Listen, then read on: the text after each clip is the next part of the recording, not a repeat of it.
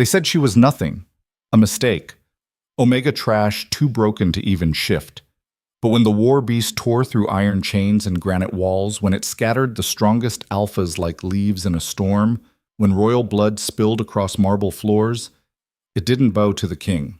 It bowed to her, the invisible girl, the servant they'd beaten and starved and locked away. And now? Now the entire Blood Moon court wanted her dead, because the beast had just crowned a queen they couldn't control. Stay until the end to see how she burns it all down. Drop a comment with your city below. Let's see where you're watching from. The bucket was too heavy. Lyra Vance knew this because her arms had gone numb 20 minutes ago, and she still had 3 more flights of stairs to climb. The water sloshed against her torn dress, soaking through fabric that hadn't been new in 5 years. Her bare feet left wet prints on stone that had been polished by 1,000 servants before her, servants who at least had wolves, servants who could heal when they fell, servants who weren't walking jokes. She wasn't even supposed to be carrying water. That was a beta's job. But the betas were getting ready for the ceremony, and someone had to scrub the blood off the sparring room floors before the visiting alphas saw it. Someone always meant Lyra. Move faster, Omega. The guard didn't look at her. He never did. Guards at Blood Moon Palace had a way of looking through her like she was furniture that happened to breathe. King wants those floors spotless before sunset. Lyra shifted the bucket, ignoring the way her shoulders screamed. Yes, sir.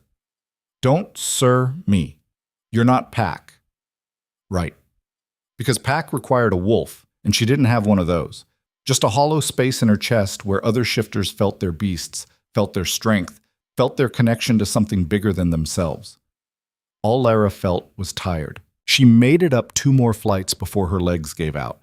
The bucket hit the landing with a crack that echoed through the stairwell, water flooding across stone in a wave that would take hours to dry. Lyra watched it spread, watched her evening disappear into emergency cleaning, and thought, not for the first time, that maybe dying would be easier. Are you fucking kidding me? Lyra's stomach dropped. She knew that voice. Everyone knew that voice. Cassandra Thorne descended the stairs like a goddess reviewing something distasteful. Her dress probably cost more than Lyra would see in a lifetime. Deep red silk that made her look like she'd bathed in wine and emerged perfect. Her dark hair fell in waves that took 2 servants an hour to arrange every morning. Her nails were painted the color of fresh blood. She was the king's chosen mate. Almost. The ceremony tonight would make it official, and she hated Lyra with a passion that bordered on recreational. Do you know, Cassandra said, her voice pleasant in that way that meant violence was coming, how many guests are arriving in the next hour? Do you know how many alphas will walk these halls? Important people. Powerful people. I'm sorry, You're sorry? Cassandra's smile didn't touch her eyes. You stupid broken thing. You flooded the east stairwell 2 hours before the most important ceremony in decades. And you're sorry? Lyra kept her eyes down. Eye contact with Cassandra was like eye contact with a rabid dog. It only made things worse. I'll clean it. The slap came fast enough that Lyra didn't see it. She felt it, though. Felt her head snap sideways. Felt blood fill her mouth where her teeth cut her cheek. Felt the world tilt and blur. You'll clean it? Cassandra laughed, high and sharp. With what, your worthless hands? You can't even carry water without making a mess. Lyra stayed on her knees. Standing up would be defiance. Defiance meant worse than a slap. Mara, Cassandra called over her shoulder. Bring the iron. No, not the iron. Lyra's heart kicked against her ribs hard enough to hurt. Please, please, I didn't mean to embarrass me? Didn't mean to ruin my ceremony? Didn't mean to exist? Cassandra crouched down, her perfect face inches from Lyra's. You were born wrong, Omega. A mistake that keeps making more mistakes. Maybe a reminder will help you remember your place. Mara appeared with the brand. It was small, just 3 inches of iron shaped like a broken Omega symbol. But Lyra had seen what it did, had seen the scars on other servants who'd displeased the court, burns that never quite healed right, even for shifters. For Lyra, who couldn't heal at all, it would be permanent. Hold her, Cassandra said. 2 guards materialized. One grabbed Lyra's arms, wrenching them behind her back hard enough that something in her shoulder popped. The other forced her head down, pressing her cheek against the wet stone. Wait, Lyra's voice broke. Please, I'll do anything. You'll learn, Cassandra said. The iron hissed as Mara heated it over a small flame. That's what you'll do. Lyra had been burned before. Kitchen accidents, mostly. Scalding water, hot pans.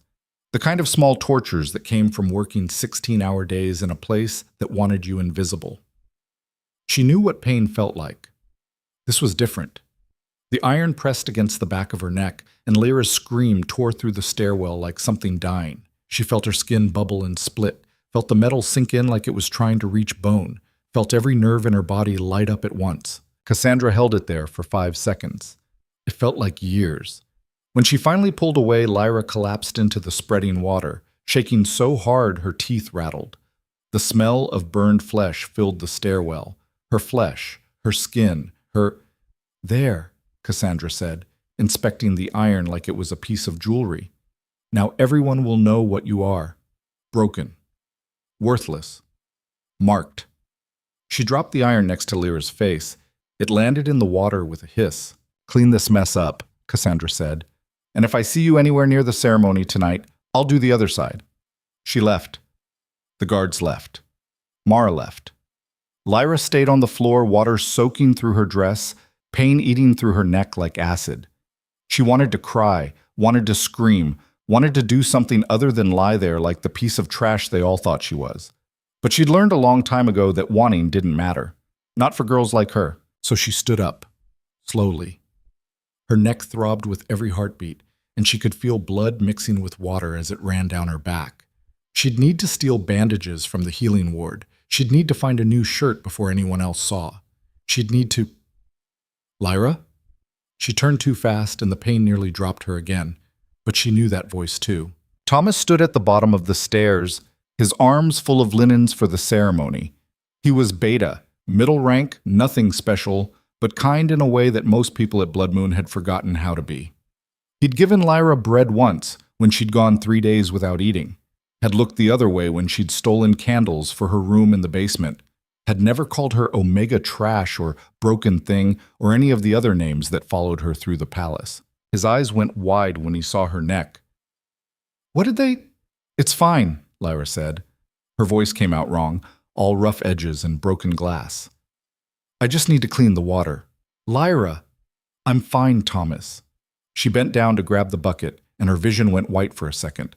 When it cleared, Thomas was beside her, one hand hovering near her arm, like he wanted to help but knew better than to touch.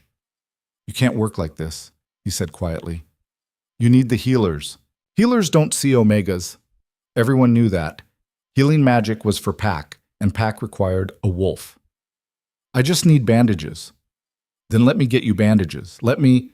No. Lyra pulled away from him, ignoring the way the world tilted. If they see you helping me, they'll punish you too. I'm not worth that.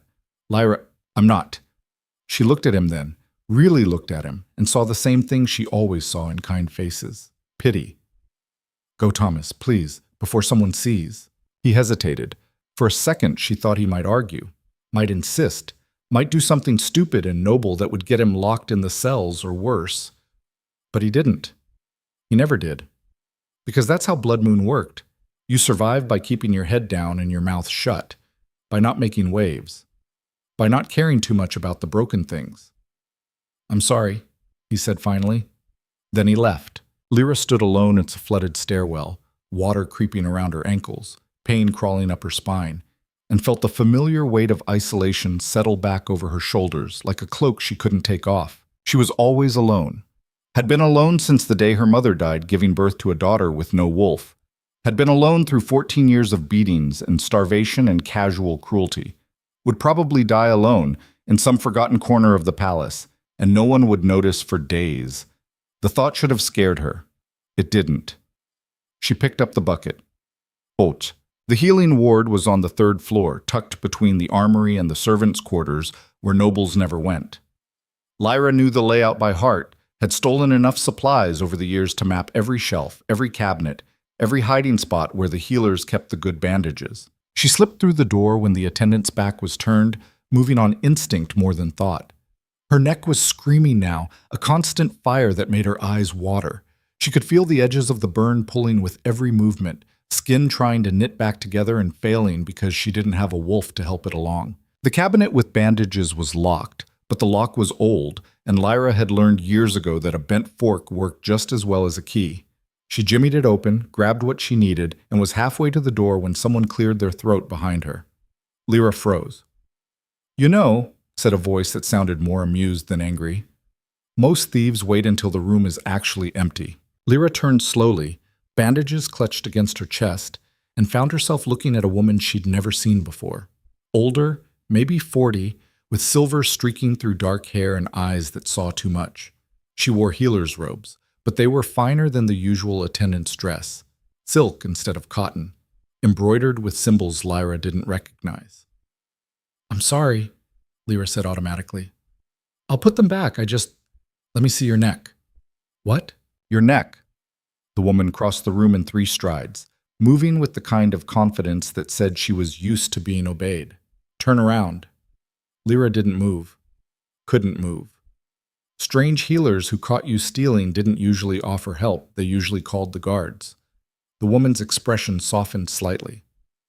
"I'm not going to hurt you, child, but that burn needs proper treatment, and whatever you were planning to do with stolen bandages, isn't it? Healers don't treat omegas. Most healers are idiots." The woman gestured impatiently. "Turn around before that wound gets infected and costs you more than pride." Lyra hesitated for another second, then turned. She felt gentle fingers probe the burn on her neck, heard a sharp intake of breath. "Who did this?" "Does it matter?" "It matters if I'm supposed to report it." A pause. "But I won't. The rules here are barbaric enough without me adding to them." Lyra felt something cool touch her neck. Salve, probably, the expensive kind that actually worked. The relief was immediate, sharp enough that she had to bite her lip to keep from making a sound. "You're not from Blood Moon," the woman continued, wrapping proper bandages around Lyra's neck with practiced efficiency. "Your accent is frontier, but farther west than here. Where are your people?" "Dead." "All of them?" "My mother died when I was born. Never knew my father." Lyra kept her voice flat, reciting facts that had stopped hurting years ago. "Mother's pack didn't want a broken omega, so they sold me to the palace when I was 3. Been here ever since." "Sold you?" The woman's hands stilled for a moment. "They sold you?" "It's legal. Omegas without wolves aren't protected under pack law. Legal doesn't make it right." The bandaging resumed. "What's your name?" "Lyra Vance." "Lyra." The woman stepped back, examining her work. "I'm Alara. I'm here for the ceremony. Came with the northern delegation. And before you ask, yes, I think your laws are appalling. And no, I won't tell anyone I saw you here." Lyra turned to face her. "Why not?" "Because I've spent 40 years watching powerful people abuse those who can't fight back. And I'm tired of it." Alara handed her the jar of salve. "Take this. Change the bandage twice a day. And if whoever did this to you tries it again, aim for the eyes. Even betas can't heal a clawed cornea quickly." "I can't claw anything. No wolf, remember?" "No wolf doesn't mean no nails." Alara's smile was sharp. "And sometimes human weapons work better anyway. We're meaner." Despite everything, the pain, the fear, the bone-deep exhaustion, Lyra felt her lips twitch. "You're strange." "I'm honest. There's a difference." Alara moved toward the door, then paused. "One more thing, Lyra Vance. That ceremony tonight, stay away from it. Something feels wrong about this whole gathering. Too many alphas in one place. Too much tension. When predators circle, the weak get eaten." "I wasn't planning to attend." "Good." Alara opened the door, checked the hallway, then looked back. "But if you have to go near the grand hall for any reason, stay in the servant passages. And if you hear screaming, run the other way." Then she was gone, leaving Lyra alone in the healing ward with a jar of expensive salve and the distinct impression that she'd just been warned about something she didn't understand. By the time Lyra finished cleaning the stairwell, properly this time, with the burn on her neck sending jolts of pain through her shoulders with every movement, the sun had dropped below the western peaks, and the palace had transformed into something out of a fever dream. Torches blazed in every corridor, casting shadows that danced across blood-red stone. Music drifted up from the grand hall, strings and drums and voices raised in pre-ceremony celebration. She could smell roasted meat and spiced wine and expensive perfume layered so thick it made her eyes water. She could also smell her own burned flesh under Alara's bandages, but she tried not to think about that. The palace was full of visiting wolves now. Lyra could hear them in the main corridors. Alphas comparing territory sizes, betas gossiping about bloodlines, all of them drunk on power and ceremony. She kept to the servant passages, moving like a ghost through spaces built for invisibility. She still had work to do, 3 more floors to scrub, 2 more sets of linens to deliver to the guest wings. 1 more humiliation to endure when the head servant inevitably found something wrong with her efforts and added more tasks to tomorrow's list. If there was a tomorrow. Cassandra's threat about the ceremony still rang in her ears. Lyra was delivering the last set of linens to the eastern guest wing when she heard voices from one of the rooms. The door was cracked open and she knew she should keep walking, should mind her own business, should remember that servants who eavesdropped ended up in the cells. But something in the tone made her pause. Can't possibly believe this will work. A man's voice, rough with age and anger. The bloodline has been stable for 3 centuries. Why risk it now? Because stable doesn't mean strong. A woman this time, younger, sharp. You've seen the reports from the borderlands. Rogue packs are getting bolder. The eastern territories are in open revolt. Bloodmoon's power is slipping, and everyone knows it. So Darian's solution is to mate with Cassandra Thorne? She's barely beta rank, no notable bloodline, no, she's controllable. That's what matters. A third voice, male, cold as winter stone. The king doesn't want a powerful mate. He wants a decorative one, someone who'll stand beside him, look pretty, and not ask questions when he makes decisions. Silence for a moment. Then the first man spoke again, softer now. And if the beast doesn't accept her? The beast has been locked in that vault for 300 years. It doesn't get a say anymore. Lyra's hand tightened on the linens.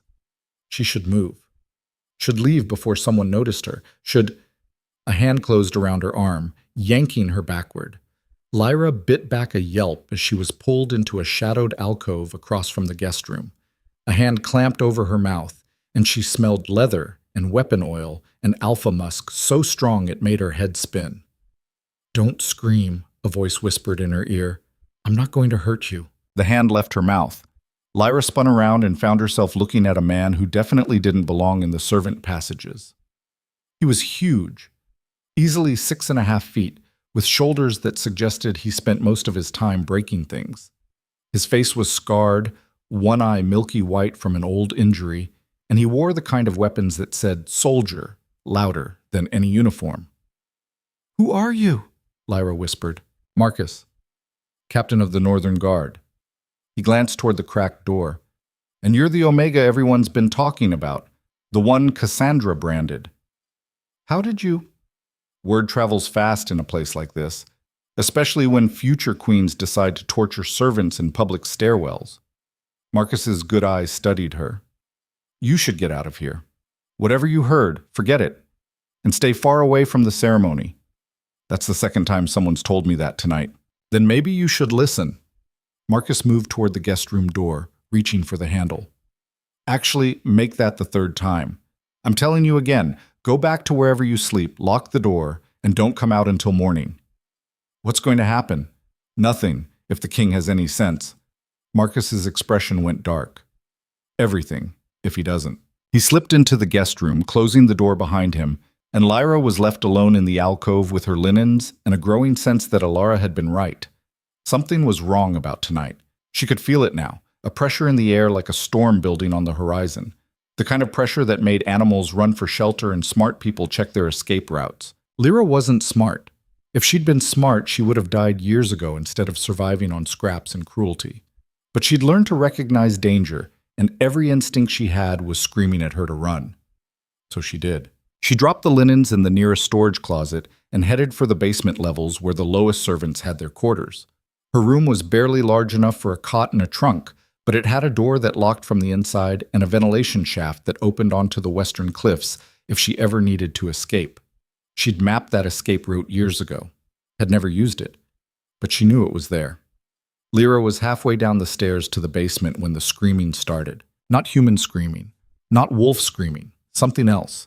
Something that sounded like metal tearing and stone breaking and reality itself being ripped apart. It came from the grand hall.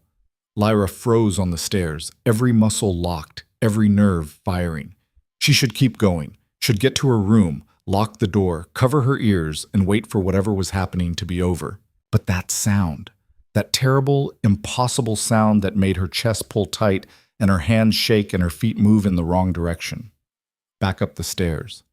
Toward the noise, toward danger, toward whatever was calling her. She moved through servant passages on autopilot, following routes she'd memorized over years of invisible existence.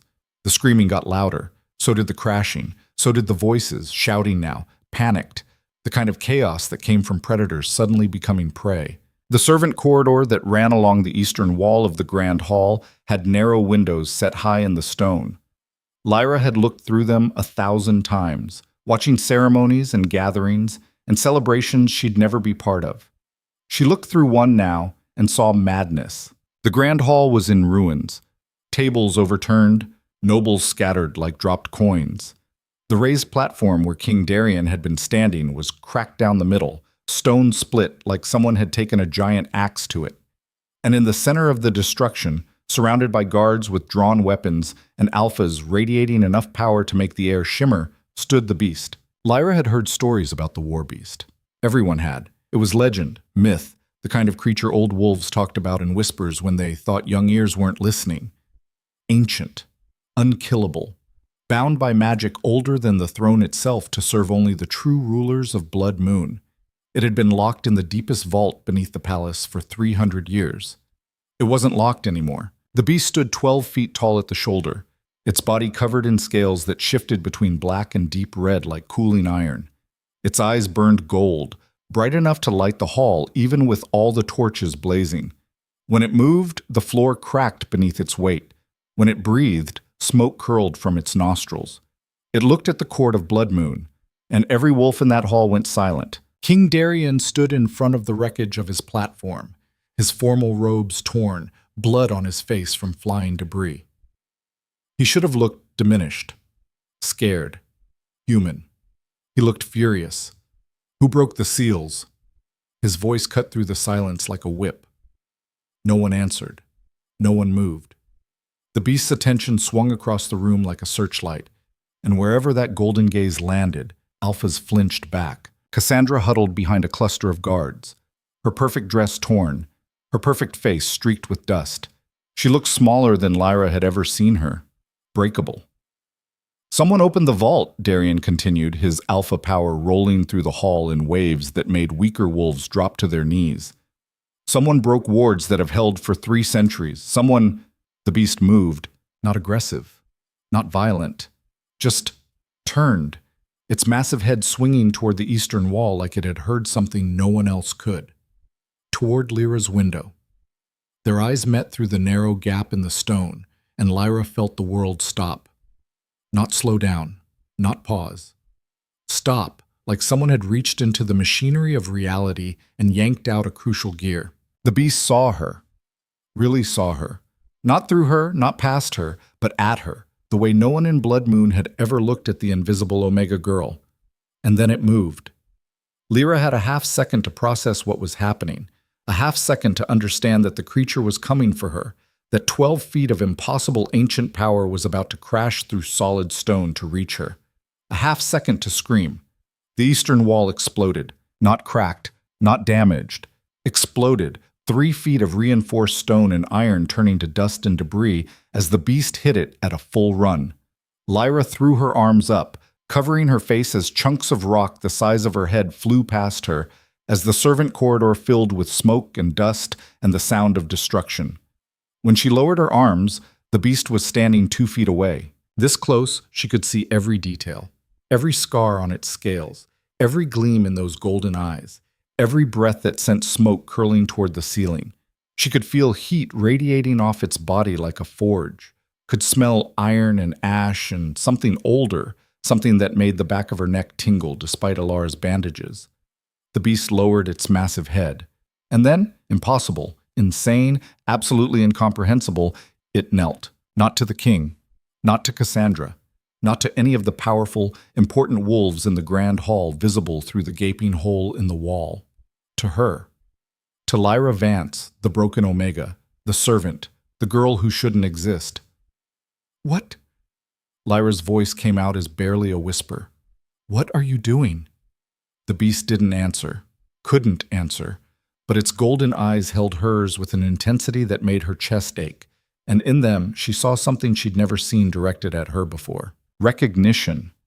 Not just seeing her, knowing her, like it had been waiting 300 years for this exact moment, for this exact girl, and now that it had found her, nothing else mattered. Get away from her! Guards poured through the broken wall, surrounding Lyra in a circle of drawn swords and bared teeth. She saw Darian climb through behind them, his face carved from ice and fury. Saw Cassandra following, her expression twisted with something that looked like rage and fear mixed together and distilled into pure hatred. Get away from that creature, Darian ordered, his alpha power slamming into Lyra like a physical force. Now! Lyra didn't move. Couldn't move. The beast was between her and the king, its massive body a wall of scales and smoke, and she had the distinct impression that if she tried to step away, it would follow. I didn't, she started. Her voice shook. I wasn't trying to.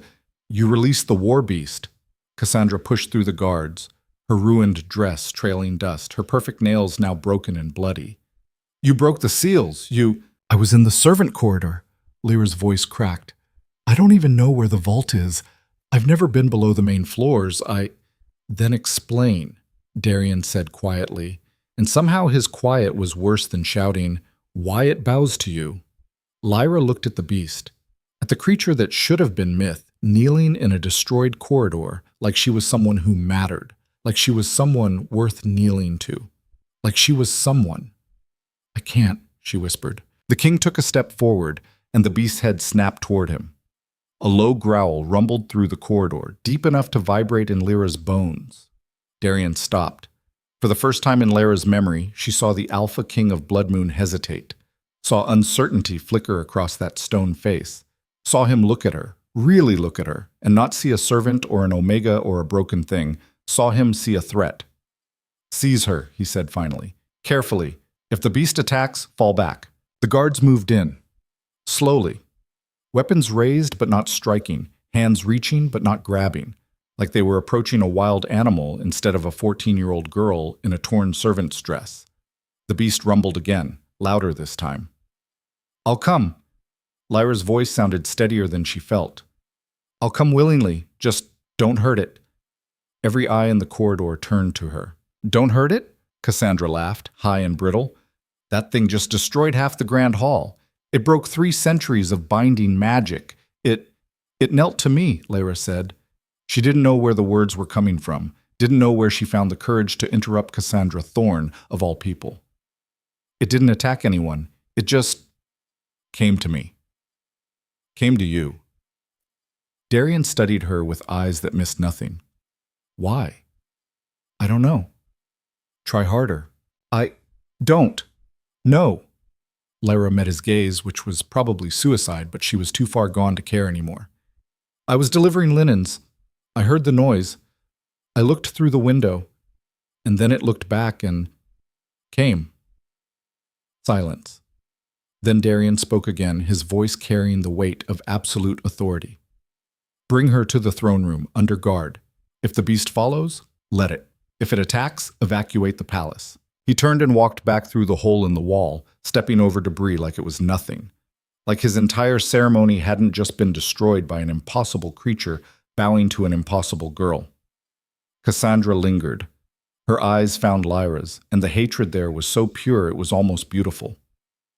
If this is some trick, she said softly, some desperate bid for attention, I will personally ensure you spend the rest of your very short life regretting it. Then she too left, sweeping through the destruction like a queen surveying her damaged kingdom. The guards closed in. Hands grabbed Lyra's arms, not gentle, but not as rough as she'd expected. They pulled her forward toward the broken wall, toward the grand hall full of shocked nobles and scattered debris, toward whatever came next. Behind her, the beast rose to its feet, Its footsteps shook the corridor. Its breathing filled the space. And when Lyra glanced back, those golden eyes were still fixed on her with that same impossible recognition. Like it knew something she didn't, like it was waiting for her to remember. The throne room was in the heart of the palace, a massive chamber built to intimidate. The walls were carved with the history of Blood Moon, battles won, territories claimed, enemies destroyed. The ceiling arched 60 feet overhead, held up by pillars carved to look like giant wolves. And at the far end, on a raised dais, sat two thrones. One large, carved from black stone veined with red. One smaller, empty, waiting for tonight's ceremony to fill it. Waiting for Cassandra. Lyra was marched down the center aisle, her bare feet silent on polished stone. The hall was packed. Every noble who'd been at the ceremony, plus more who'd heard the commotion and come running. They lined the walls, whispered to each other, stared at her like she was a creature in a menagerie. The beast followed. Its presence filled the throne room the way smoke filled a closed space, overwhelming, inescapable. Lyra could hear people backing away, could smell fear mixing with perfume and wine, could feel the weight of 100 pairs of eyes tracking her progress. She'd spent 14 years being invisible. She'd never be invisible again. Darian waited on his throne, Cassandra standing at his right hand. He'd cleaned the blood off his face and straightened his robes, but there was still dust in his hair, still rage in his eyes. The guards stopped 10 feet from the dais. Lyra stopped with them. The beast stopped behind her, close enough that she could feel heat radiating from its body. "Lyra Vance," Darian said. His voice echoed in the vast space. "Omega servant. No rank, no wolf, no pack. Born to Mira Vance of the Western Ridge Territory. Sold to Blood Moon Palace at age 3. Employed in menial labor for 11 years. He knew her history. Of course he did. Kings knew everything. Do you deny," Darian continued, "releasing the war beast from its vault?" "I deny it." Lyra's voice sounded small in that huge room, but it didn't shake. "I've never been to the vault. Don't even know how to get there."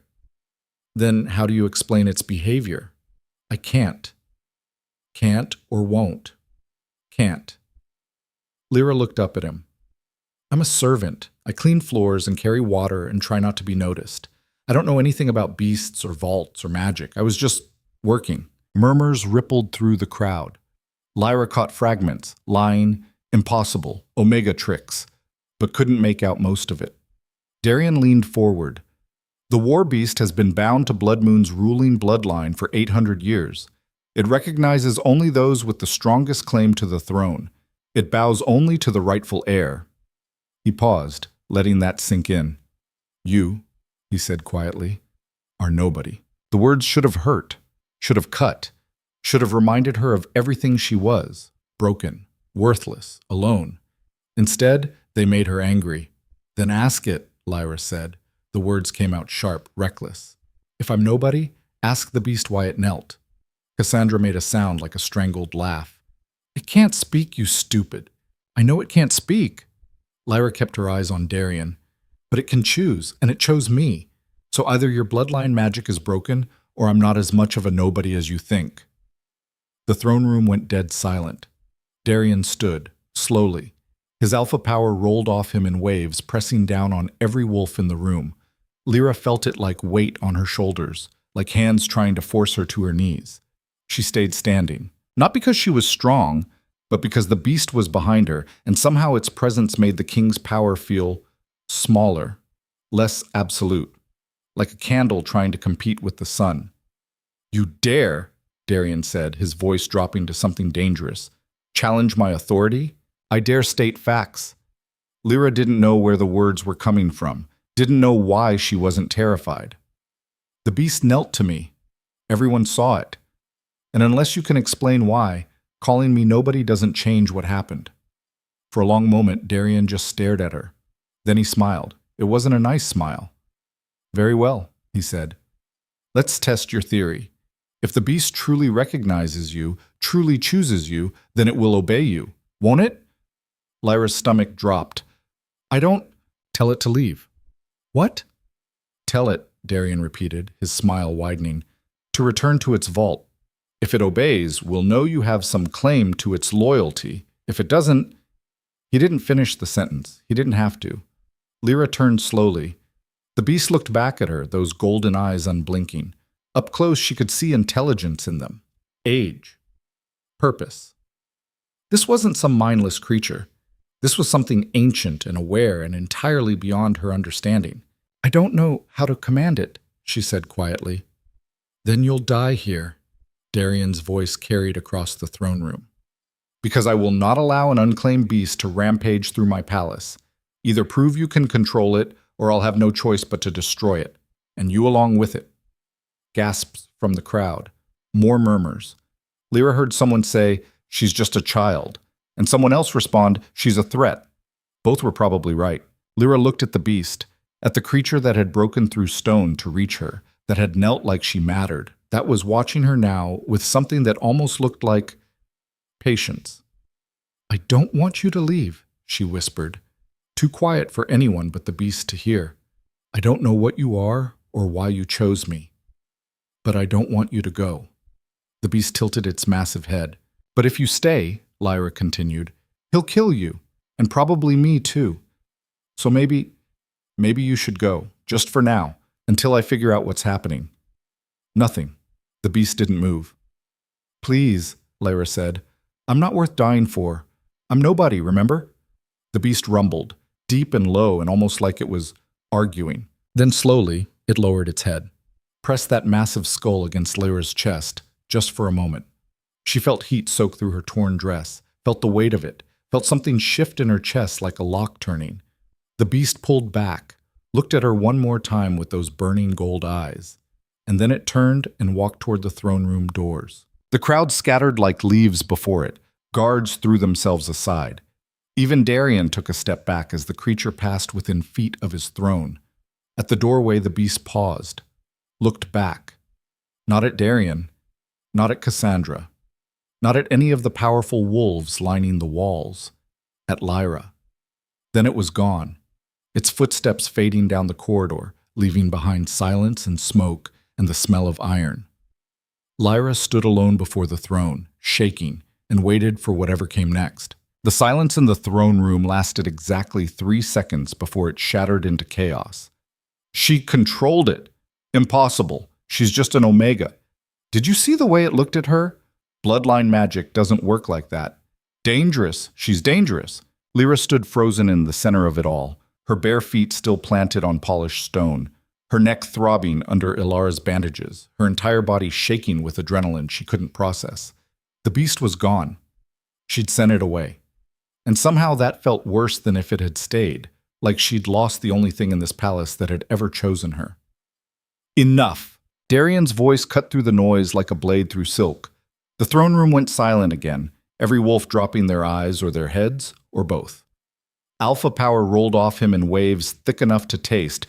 Fury and control mixed into something that made Lyra's knees want to buckle. She locked them, stayed standing. The king descended from his throne slowly, each step deliberate. Cassandra followed half a pace behind, her ruined red dress trailing dust and her face carved from pure hatred. They stopped 5 feet from Lyra, close enough that she could smell wine on Cassandra's breath and weapon oil on Darian's clothes. "You sent it away," Darian said. Not a question. "Yes." "How?" "I asked it to go." Lyra's voice came out steadier than she felt. "I didn't command it. I just asked, and it obeyed." Darian circled her like a wolf circling prey, his eyes tracking every detail. Her torn dress, her bare feet, the bandage on her neck. The war beast, bound to Blood Moon's ruling line for 8 centuries, obeyed a servant girl with no wolf and no rank. "I don't know why." "Neither do I." He stopped in front of her again. "Which is the problem?" Cassandra stepped forward, her perfect face twisted with something ugly. "She's lying. She has to be. No Omega could control that creature. She did something, broke the seals, used forbidden magic, made a deal with who?" Lyra turned to face her, and the movement sent pain lancing through her neck. "I'm a servant. I clean floors. Who exactly would make deals with me?" "Don't interrupt me, you worthless Lady Thorne." Darian's voice was soft, but Cassandra's mouth snapped shut like someone had tied it closed. "Control yourself." Cassandra's face flushed red, but she took a step back. Her eyes promised murder. Darian returned his attention to Lyra. You understand the position this puts me in? Not really, no. Then let me explain. He gestured to the throne room, the packed crowd, the damaged walls, the overturned ceremony. I was meant to take a mate tonight, meant to strengthen Blood Moon's alliances and secure my line. Instead, my most sacred ceremony was destroyed by a creature that should have been impossible to wake, and that creature bowed to a girl who shouldn't exist. He leaned closer, his voice dropping to something only she could hear. Every alpha in this room is now wondering if my bloodline is legitimate, if the magic that binds this territory recognizes me at all, if perhaps the beast knows something they don't. Lyra's stomach turned to ice. I'm not challenging you for the throne. I know that, but they don't. Darian straightened, his voice rising again. Which means I have two choices. I can execute you as a traitor and pretend tonight never happened. Or I can find out what you are and why the beast chose you. And if you can't find out, then I execute you anyway. He said it like he was discussing the weather. But slower. The crowd murmured. Lyra caught fragments, blood trial, ancient testing, won't survive it, and felt her throat close up. However, Darian continued, there is a third option. Cassandra's head snapped toward him. My lord? The old laws. Darian turned to address the full throne room now, his alpha power making every word land like a physical blow. Before the vault, before the binding, the war beast chose its own masters. Those it recognized were tested. 3 trials to prove their worth, strength, wisdom, and will. Those laws are ancient, said a voice from the crowd. Marcus, the Northern Guard captain. Centuries old, no one's used them since the last time a ruler was challenged. Darian's smile was sharp enough to cut. And here we are, with the beast recognizing someone who isn't me. Seems relevant. You can't be serious. Cassandra grabbed his arm, forgetting protocol, forgetting rank. She's nobody. She's broken. You'd give her a chance to prove she's worthy of execution? Darian pulled his arm free. Yes, because if she fails the trials, no one can question her death. And if she succeeds, he left the sentence hanging. Lyra understood what he wasn't saying. If she succeeded, she'd prove she had some claim to Blood Moon's power, some connection to the old magic. And that would make her either a valuable tool or a dangerous threat, depending on how Darian chose to use her. Either way, she'd be trapped. I don't want to take your trials, Lyra said. I don't want anything from you. Just let me go back to the kitchens and forget this happened. Too late for that. Darian's expression was almost pitying. You think you can go back to being invisible after tonight? Every wolf in this palace saw what happened. Half of them want you dead. The other half want to use you. There's no going back. He was right. Lyra knew he was right. She could feel the eyes on her, feel the weight of attention she'd spent 14 years avoiding, feel the target that had just been painted on her back in blood and gold. So what are the trials? She asked finally. The first is strength, Darian gestured to the crowd. You'll face a challenger in the sparring arena tomorrow at dawn. If you survive, you move to the second trial. I don't have a wolf. I can't fight a shifter. Then you'll die quickly. His voice held no sympathy. The old laws don't make exceptions for weakness. This is insane. The words burst out before Lyra could stop them. You know I'll lose. You know I can't. Then refuse. Darian's eyes were cold. Refuse the trials and I'll give you a clean execution. Quick. Painless. Better than you'd get from some of these nobles if I let them have you.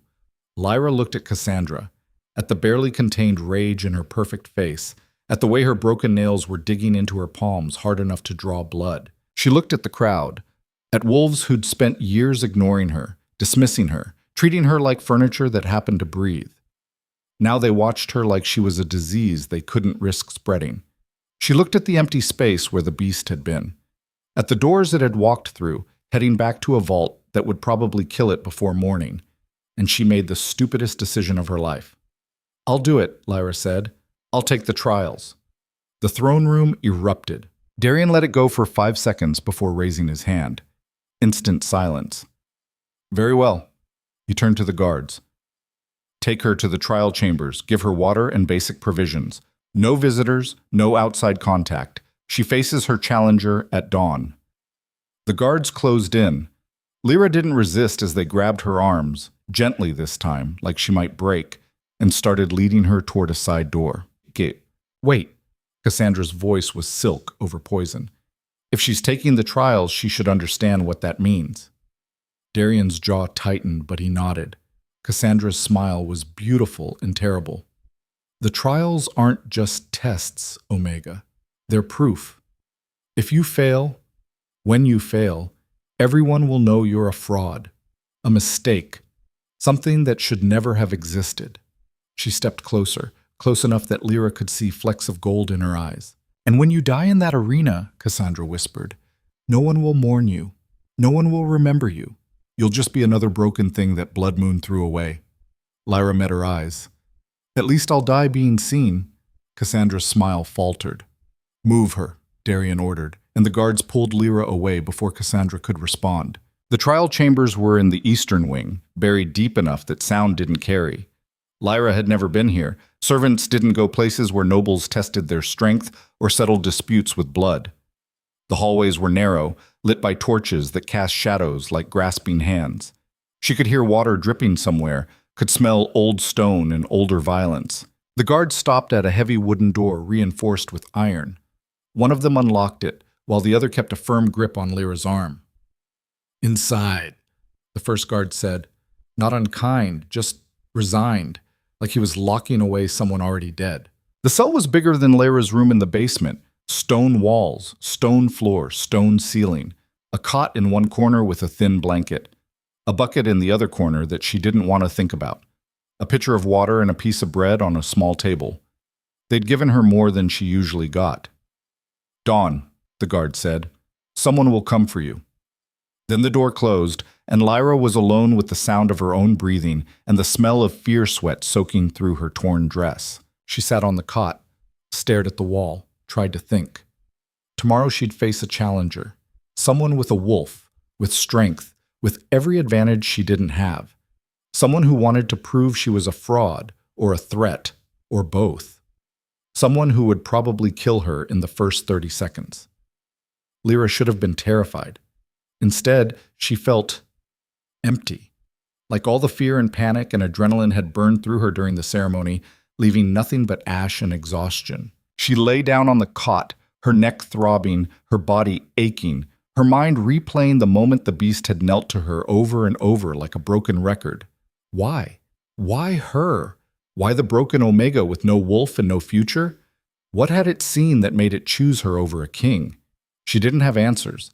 She fell asleep anyway because sleep was easier than thinking, and dreamed of golden eyes and burning stone. Someone shaking her shoulder dragged Lyra out of sleep that felt like drowning.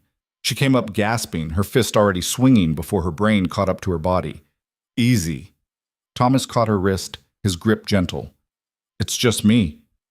Lyra blinked at him in the dim light. What are you doing here? Bringing you breakfast. He set a tray on the table, real food this time, not just bread, eggs, meat, fruit, and checking to make sure you're still alive. Disappointed? Terrified. Thomas sat on the edge of the cot, his face drawn. Lyra, what were you thinking? Taking the trials? You can't fight a shifter. You can't… I know. Lyra pushed herself upright, ignoring the way her head spun. But what else was I supposed to do? Let him execute me? Yes, at least that would be quick. The trials… Thomas's voice dropped. Do you know what happens in those trials? The first one is combat, to the death, against an opponent chosen specifically to destroy you. So I'll lose quickly. That's not funny. I'm not joking. Lyra reached for the water pitcher, her hand shaking. I'm not going to win, Thomas. Everyone knows it. I'm just buying time, I guess. Time for what? I don't know yet. Thomas was quiet for a moment, watching her drink. Then he reached into his jacket and pulled out something wrapped in cloth. What's that? Lyra asked. Insurance. He unwrapped it carefully, revealing a knife. Small, the blade maybe 4 inches long, but wicked sharp. It's not much. Won't do anything against a wolf. But if you can get close enough, if you can find a weak spot… Thomas, I can't take that. If they find it on you, they won't. He pressed it into her hand, closing her fingers around the hilt. Please, I know you think this is hopeless, but at least try. At least give yourself a chance." Lyra looked at the knife, at the gift from the one person in Blood Moon who'd ever been kind to her, at the weapon that might buy her an extra 30 seconds of life if she was lucky. "Thank you," she whispered. "Don't thank me. Just survive." Thomas stood, checking the door like he expected guards to burst through any second. "I have to go. They're only letting essential staff near the trial chambers, and I'm pushing it as is." "Thomas?" He paused at the door. "Why are you helping me?" Lyra asked. "You could lose your position, your rank. You could—" "Because someone should." Thomas's smile was sad. "Because you deserved better than this place gave you, and because maybe, somehow, that beast saw something the rest of us were too blind to notice." Then he was gone, the door closing behind him with a sound like a tomb sealing. Lyra sat alone with her knife and her fear and her questions, and forced herself to eat the food Thomas had brought. If she was going to die, she'd do it on a full stomach. Dawn came too quickly. The guards arrived as gray light started filtering through the high window in her cell. They didn't speak, just opened the door and gestured for her to follow. Lyra tucked the knife into her belt. They'd taken her torn dress and given her simple training clothes, loose pants and a shirt that actually fit, and walked. The arena was underground, carved from the same red stone as the rest of the palace. It was smaller than Lyra had imagined, maybe 50 feet across, surrounded by raised seating where nobles could watch without risk. Torches blazed in iron sconces, casting everything in shades of orange and shadow. The seats were full. Lyra hadn't expected that. Hadn't expected every noble who'd witnessed last night's ceremony to drag themselves out of bed before sunrise to watch an Omega get torn apart. But there they were, hundreds of them, packed into the arena seating like this was entertainment instead of execution. She saw Cassandra in the front row, her dress pristine again, her face carefully neutral. Saw Marcus and other visiting alphas scattered through the crowd. Saw servants pressed against the back walls, watching with expressions she couldn't read. Saw Alara, the northern healer, her silver-streaked hair catching torchlight, her face tight with concern. No Thomas. But Lyra hadn't expected him. He'd risked enough already. Darian stood in the center of the arena, his formal robes replaced with simple fighting leathers. He looked almost human like this. Still powerful, still dangerous, but less like a king and more like a warrior. "Lyra Vance," his voice carried through the space. "You stand trial by combat. Your opponent has been chosen according to the old laws, a wolf of superior rank and proven skill. You will fight until one of you yields or dies. Do you understand?" "Yes." Lyra's voice sounded small in that huge space. "Do you wish to withdraw?" Every eye in the arena was on her. Every wolf waiting to see if she'd break, if she'd beg, if she'd prove she was the worthless thing they all believed her to be. "No," Lyra said. Darian nodded. "Then let the trial begin." He stepped back as a door on the opposite side of the arena opened. Lyra's opponent walked through, and her stomach dropped. It was Marcus, the Northern Guard captain, the man who'd warned her to stay away from the ceremony. 6.5 feet of scarred muscle and brutal efficiency, moving like violence given form. He met her eyes across the arena, and she saw something there that might have been apology. Then his eyes changed, shifted, gold bleeding into brown as his wolf rose to the surface. "No weapons," Darian called. "No magic. No outside interference. Fight." Marcus moved. Lyra had maybe half a second to process it before he was on her. She dove sideways, felt claws rake across her shoulder instead of her throat, hit the ground and rolled. Pain exploded through her arm, but she forced herself up, forced herself to move, because stopping meant dying. Marcus came at her again. Faster this time. She could see his wolf in his movements now. Too quick, too strong, too everything she wasn't. She ducked under his first strike, blocked the second with her forearm and felt bone crack, and then his hand was around her throat, lifting her off the ground. "Yield," he growled. His voice was half human, half beast. "Yield now." Lyra couldn't breathe, couldn't think. Her vision was starting to gray at the edges, and she could hear the crowd making noise, cheering maybe, or shouting. She couldn't tell. She scrabbled at his hand with her good arm, kicked uselessly at his legs, felt consciousness slipping away like water through broken fingers. Thomas's knife pressed against her ribs. Lyra's hand found it, drew it, and drove it upward with everything she had left. The blade found the gap between Marcus's ribs and his belt, slid in deep. Marcus roared. His grip on her throat loosened, and Lyra dropped, gasping. She hit the ground hard, her broken arm screaming, her throat on fire, her entire body shaking. She could taste blood. Hers, his, didn't matter. She forced herself to her knees. Marcus was staring at the knife buried in his side, at the blood spreading across his leather shirt, at the Omega girl who'd just stabbed him. "Well," he said, his voice returning to human, "didn't see that coming." Then he shifted. The transformation was brutal. Bones cracking, reshaping, his body tearing itself apart and rebuilding into something massive and furred and full of teeth. The northern wolf stood where Marcus had been, 8 feet tall at the shoulder, silver-gray fur, one eye milky white just like his human form. The knife clattered to the ground, forced out by healing flesh. The wolf looked at Lyra with something that might have been respect. Then it lunged. Lyra rolled again, but she was too slow, too injured. Teeth caught her leg, tearing through muscle. She screamed, hit the ground, felt the wolf's weight pin her down, felt its breath hot on her face, felt everything sharp and close and final. "Do you yield?" Marcus's voice speaking through his wolf, somehow. Lyra looked up at him, at the creature that could end her with a thought, at death wearing fur and fangs. She thought about the beast, about golden eyes that had seen her, really seen her. She thought about 14 years of being invisible, of being nothing, of surviving on scraps and cruelty and the hope that maybe someday things would be different. She thought about the knife in her belt, still there, still sharp. And she made another stupid decision. "No," Lyra gasped. Then she grabbed the wolf's ear, yanked his head down, and bit him as hard as she could. Human teeth against shifter flesh shouldn't have worked. Shouldn't have done anything except make him angry. But Lyra wasn't trying to hurt him. She was trying to distract him. Her free hand found the knife, drew it. And this time she aimed for the milky eye, the old injury, the weakness, the one spot where his healing wouldn't be perfect.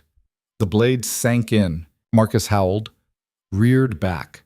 Blood and worse things streamed from his ruined eye socket, and the wolf staggered, shaking its head, trying to dislodge the knife buried in its skull. Lyra didn't wait. She couldn't walk. Her leg was shredded, but she could crawl, could drag herself away while Marcus was distracted, could put distance between herself and the wolf that should have killed her 3 times already. She made it maybe 10 feet before her body gave up. She collapsed on red stone, bleeding from 6 wounds, her broken arm useless, her throat bruised purple, her leg not working right. She could hear the crowd making noise again, shocked noise this time, disbelieving noise, the kind of noise people make when something impossible just happened. She forced her head up. Marcus had shifted back to human. He was on his knees, one hand pressed to his destroyed eye, blood streaming between his fingers. The knife was still buried in the socket. He pulled it out slowly, looked at it, looked at Lyra. Then he laughed. "You're insane," he said, his voice rough with pain. "Completely, utterly insane." "Yeah," Lyra managed. "Notice that." Marcus stood, walked toward her. Lyra tried to move, tried to run, but her body wasn't listening anymore. He stopped beside her, reached down. Lyra flinched. Marcus grabbed her good arm and pulled her upright. Not gently, but not cruel either. Just matter of fact, like he was helping someone who'd tripped. "She passes," he called to Darian. "First trial complete." The arena exploded into chaos. The arena didn't just erupt, it detonated. Nobles were on their feet, shouting over each other, voices climbing into something close to panic. Lyra caught fragments through the ringing in her ears. Impossible. Cheated. She must have. Omega Trash just took down Marcus. Kill her now before. Darian's voice cut through it all like a whip crack. Silence. The arena went quiet. Not peaceful quiet. The kind of quiet that came before avalanches, before earthquakes, before everything broke loose and couldn't be put back together. Lyra swayed on her feet, Marcus's hand still gripping her arm. Her leg was screaming, her broken arm hung useless at her side. Blood soaked through her training clothes in too many places to count. She could taste copper and smell her own fear sweat mixing with Marcus's blood. She was still alive. She shouldn't be alive. Darian descended from his observation platform, his face unreadable. He crossed the arena floor slowly, boots clicking on stone stained red from centuries of trials. When he reached Lyra and Marcus, he stopped. You stabbed him in the eye, Darian said. Not angry, not impressed, just stating fact. He was killing me, Lyra rasped. Her throat felt like someone had taken sandpaper to it. What was I supposed to do? Yield, die gracefully, accept your place. Darian tilted his head. Most would have chosen any of those options over fighting a superior opponent with a kitchen knife. I'm not most people. No. Something flickered across Darian's face, too quick to read. You're not. He turned to Marcus. Your assessment? Marcus let go of Lyra's arm. She staggered but stayed upright through sheer stubbornness. The northern captain touched his ruined eye socket, already healing, the wound closing over, but the eye itself was gone. That wouldn't grow back. Not even for shifters. She's untrained, Marcus said. His voice was steady, despite the blood still dripping down his face. Weak, slow, has no business being in a fight. Lyra's stomach sank. But, Marcus continued, she doesn't quit, doesn't panic, and she sees openings that trained fighters miss. He looked at Lyra. You went for my eye because you knew it was already damaged, knew I'd be slower protecting it. That's not luck. That's strategy. That's desperation, Cassandra called from the stands. She'd made her way to the front row, her perfect face twisted with fury. She got lucky. Nothing more. Lucky twice? Marcus raised an eyebrow. The knife in my ribs was luck. The one in my eye socket was aim. There's a difference. You're defending her? Cassandra's voice climbed higher. She just cost you an eye and you're following the old laws.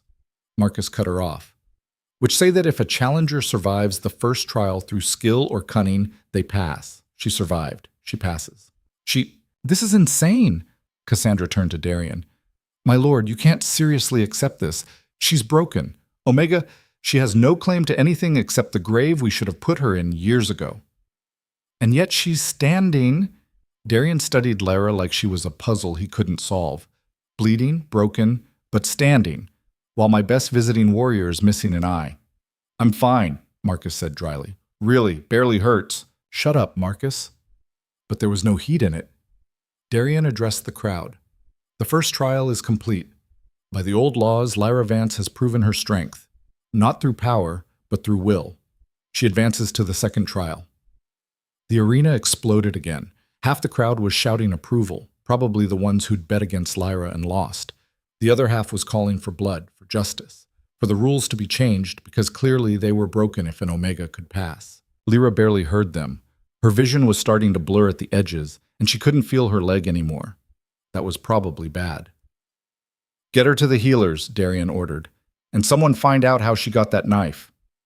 Guards moved in. Lyra felt hands grab her, not gentle, not rough, just efficient, and then the world tilted sideways as they lifted her off the ground. Wait, Lyra's voice came out weaker than she wanted. The knife was mine. I found it. No one helped me. Darian's eyes narrowed. You're protecting someone. I'm telling the truth.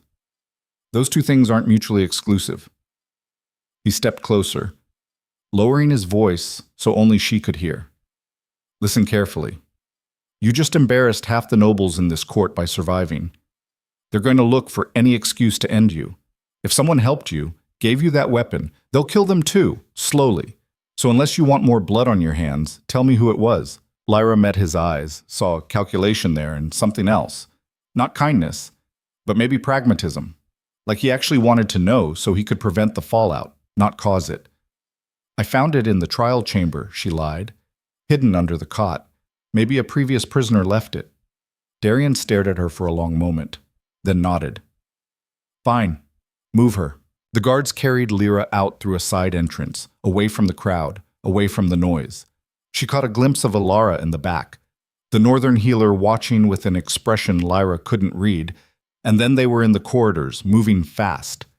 Her vision grayed out somewhere between the arena and the healing ward.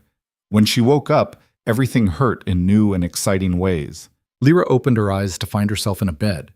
Actual bed, not a cot, in a room that was too clean and too bright to be the trial chambers. The healing ward, probably. She could smell herbs and healing salve, and underneath it all, blood. Hers. Don't move. Alara's voice came from somewhere to her left. Your leg needed 17 stitches and your arm was broken in 3 places. Moving will undo my work, and I didn't spend 2 hours putting you back together just to watch you tear yourself apart again. Lyra turned her head carefully. Alara sat in a chair beside the bed, her silver-streaked hair pulled back, her healer's robe stained with what looked like half the blood in Lyra's body. "You're the one who fixed me?" Lyra's voice came out like gravel. "Someone had to. The palace healers refused." Alara's expression was grim. "Said you weren't Pack, so you weren't their responsibility. I told them where they could shove their responsibility and did it myself." "Thank you." "Don't thank me yet. You survived the first trial, but you have 2 more to go." Alara leaned forward. "And the second one is worse." "How much worse?" "The trial of wisdom." Alara's mouth thinned. "They'll bring you before the council elders, ask you questions, test your knowledge of Pack law, history, strategy. If you answer wrong, you fail. If you fail, I die." "Probably."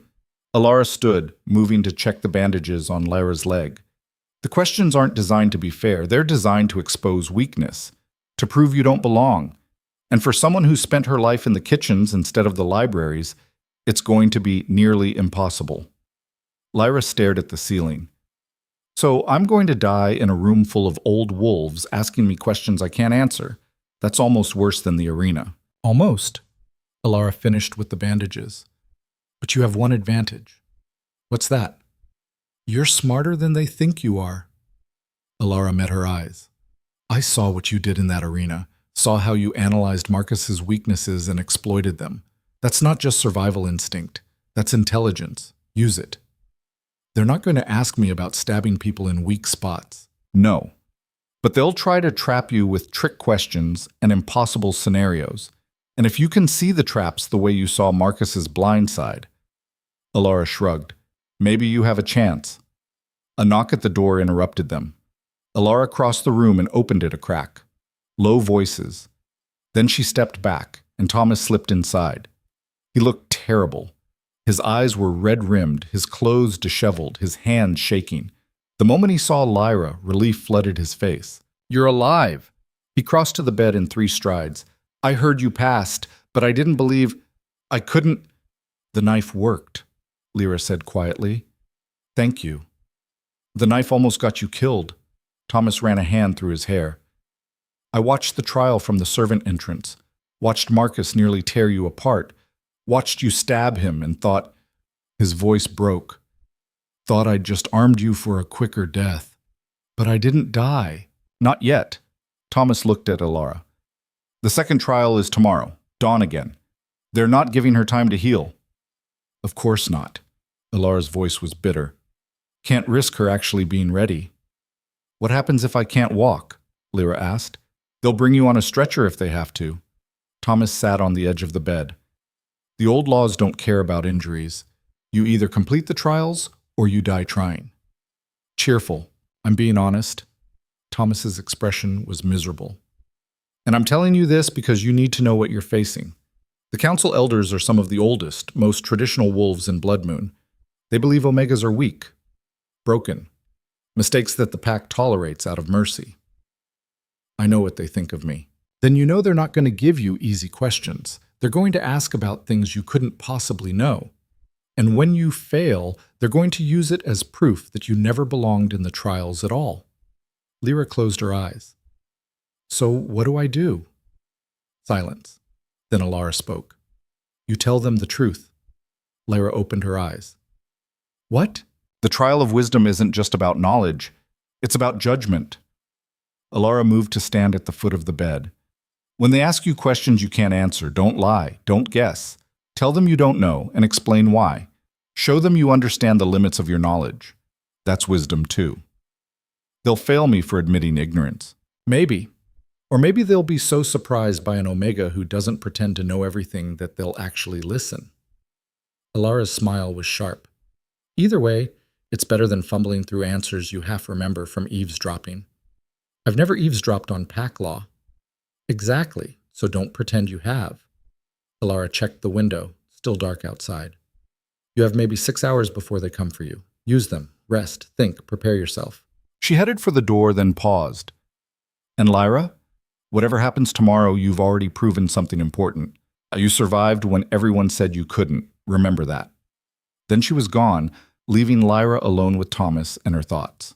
Thomas stayed for another hour, talking quietly about nothing important, gossip from the kitchens, news from the visiting delegations, anything to keep Lyra's mind off the trial. Eventually, Alara came back and kicked him out, citing the need for rest. Lyra didn't rest. She couldn't. Every time she closed her eyes, she saw Marcus's wolf lunging at her, felt teeth in her leg, tasted blood and fear, and the certainty that she was about to die. She'd survived once. Barely. She wasn't sure she could do it again. Dawn came anyway. The guards arrived precisely at sunrise, their faces neutral. They didn't manhandle her this time, probably because Alara had threatened them. But they didn't help either. Just stood there while Lyra forced herself out of bed, forced her healing leg to take her weight, forced her body to move when every muscle screamed in protest. She could walk. Barely. But she could walk. They led her through the palace to the council chambers, a room she'd only seen from the outside during cleaning rotations. Inside, it was exactly what she'd expected. Dark wood, heavy furniture, shelves lined with books and scrolls and the accumulated knowledge of 8 centuries. And seated around a massive table, 7 of the oldest wolves she'd ever seen, the council elders. 5 men, 2 women, all of them ancient enough that their hair had gone white and their eyes had seen things Lyra couldn't imagine. They watched her enter with expressions ranging from disdain to open hostility. Darian stood at the head of the table. Cassandra was there too, seated at his right hand like she was already queen. She smiled when she saw Lyra limping. It wasn't a nice smile. "Lyra Vance." The eldest council member spoke. His voice sounded like gravel grinding. "You stand before us for the second trial, the trial of wisdom." Lyra stayed standing. There was no chair for her, probably intentional. "Do you understand the purpose of this trial?" the old wolf continued. "To test my knowledge. To test your worthiness to carry Blood Moon's legacy." His eyes were chips of ice. "Power without wisdom is destruction. If you cannot demonstrate understanding of our laws, our history, our way of life, then you have no business claiming any connection to our magic." "I haven't claimed anything. The beast chose me." "So you say." A female elder leaned forward. "But the beast has been locked away for centuries. Perhaps it's simply mad. Broken, like you. Then why did it obey when I asked it to leave?" "An excellent question." Darian's voice was neutral. "Which is why we're here. To determine if there's actually something to you, or if last night was an aberration we should eliminate before it spreads." He gestured to the eldest council member. "Begin." The old wolf opened a massive book in front of him. "First question. Recite the founding principles of Blood Moon territory." Lyra's mind went blank. Founding principles? She'd heard them referenced before, in passing, in conversations between nobles she'd served, but she'd never been taught them, never been allowed to learn them. "I don't know them," she said. Murmurs around the table. Cassandra's smile widened. "You don't know the founding principles of the territory you claim connection to?" The elder's voice dripped contempt. "I claim nothing, and I don't know them because no one ever taught me." Lyra met his eyes. "I'm a servant. We don't get history lessons. We get orders." "Then perhaps you should have stayed a servant." Another elder, male, his face scarred from old battles. "Next question. Explain the hierarchy of pack ranks and the responsibilities of each." This one Lyra actually knew. She'd lived it every day for 14 years. Alphas rule. They make decisions, protect the pack, expand territory. Betas serve as advisors, warriors, specialists. Omegas. She paused. Omegas are supposed to be caretakers, nurturers, the emotional center of the pack. "And yet you've been none of those things," the scarred elder said, "because I don't have a wolf. Without a wolf, I can't fulfill Omega duties, so I became a servant instead." Lyra's voice stayed level. "But that's not by choice. That's because your laws decided I was broken before I could prove otherwise." "You are broken," Cassandra spoke for the first time. "You have no wolf, no connection to pack bonds, no value except as a cautionary tale. And yet the beast knelt to me." Lyra turned to face her. "So either your magic is wrong, or your assumptions are. Which is it?" The chamber went silent. Darian's expression didn't change, but something flickered in his eyes. Interest, maybe, or calculation. Careful, Omega. The female elder who'd called the beast mad spoke again. Questioning pack law is grounds for immediate failure. I'm not questioning the law. I'm questioning the interpretation. Lyra felt something shift in her chest. Anger, maybe, or desperation, or some combination that made her reckless. You say I'm broken because I have no wolf, but I survived your trial of strength. I'm surviving this trial. So maybe your definition of broken is incomplete. Or maybe you're just stubborn. Another elder, this one younger, maybe 60 instead of ancient. Stubbornness isn't wisdom. No, but recognizing when you're wrong is. Lyra looked at each council member in turn. I don't know your laws. I don't know your history. I've never been allowed to learn them. But I know how to survive in a place that wanted me dead. I know how to see weaknesses and exploit them. And I know that power without adaptability is just waiting to collapse. Is that a threat? The eldest council member's voice dropped to something dangerous. It's an observation. Lyra's leg was starting to shake from standing, but she locked it. Blood Moon is strong, but strength that refuses to change, refuses to acknowledge when something unexpected happens, isn't strength. It's rigidity, and rigid things break. The chamber erupted. Insolent! How dare she! Execute her now. Darian raised his hand. Silence fell immediately. Enough! He stood, moving around the table to face Lyra directly. You're right about one thing. Something unexpected happened. The beast chose you. But unexpected doesn't mean good. It could mean catastrophic. He circled her like he had in the arena. So here's my question. Not from the council, from me. If the beast truly recognizes you, truly sees something in you that we don't, what do you think it sees? Lyra's throat went dry. I don't know. Guess. I can't. Try. Darian stopped in front of her. Because right now, I'm trying to decide if you're a threat I need to eliminate or a tool I can use. And your answer will determine which. Lyra looked at him. At the king who held her life in his hands. At the man who'd given her these trials instead of a clean execution. At the alpha who seemed almost curious about what she might say. I think, she said slowly, it sees someone who doesn't quit. Someone who's been beaten and starved and told they're worthless for 14 years and kept surviving anyway. Someone who's too stubborn or too stupid to know when they're supposed to die. She paused. And maybe that's what it needs. Not someone powerful, not someone who already knows they're going to win, but someone who fights anyway, even when it's hopeless. Darian stared at her for a long moment. Then he turned to this council. She passes. What? Cassandra was on her feet. She didn't answer half the questions. She doesn't know basic pack law. She demonstrated wisdom. Darian's voice cut through her protests. Not knowledge. Wisdom. She acknowledged her limitations, defended her perspective without pretending to be something she's not, and she answered my question with honesty instead of flattery. He looked at Lyra. The second trial is complete. The council erupted again, but Darian ignored them. He moved to the door, gestured for guards. Take her back to the trial chambers. She has until tomorrow night to prepare for the third trial. Wait! The eldest council member stood, his ancient frame somehow still intimidating. If she passes the third trial, what then? She cannot rule. She has no wolf, no training, no... Then we'll address it when the time comes. Darian's voice was final. Until then, the trials continue. The guards took Lyra's arms, started leading her out. She caught a glimpse of Cassandra's face, pure rage mixed with something that looked like fear, and then they were in the corridor. Lyra made it maybe 20 steps before her leg gave out. The guards caught her before she hit the ground, started to drag her, but a voice stopped them. Let me. Alara appeared from a side corridor, medical bag in hand. I'll take her. The guards looked uncertain, but Alara's healer status apparently carried weight. They released Lyra into her care. Alara got an arm around Lyra's waist, supporting most of her weight. Walk with me. We need to talk. About what? About what happens when you pass the third trial.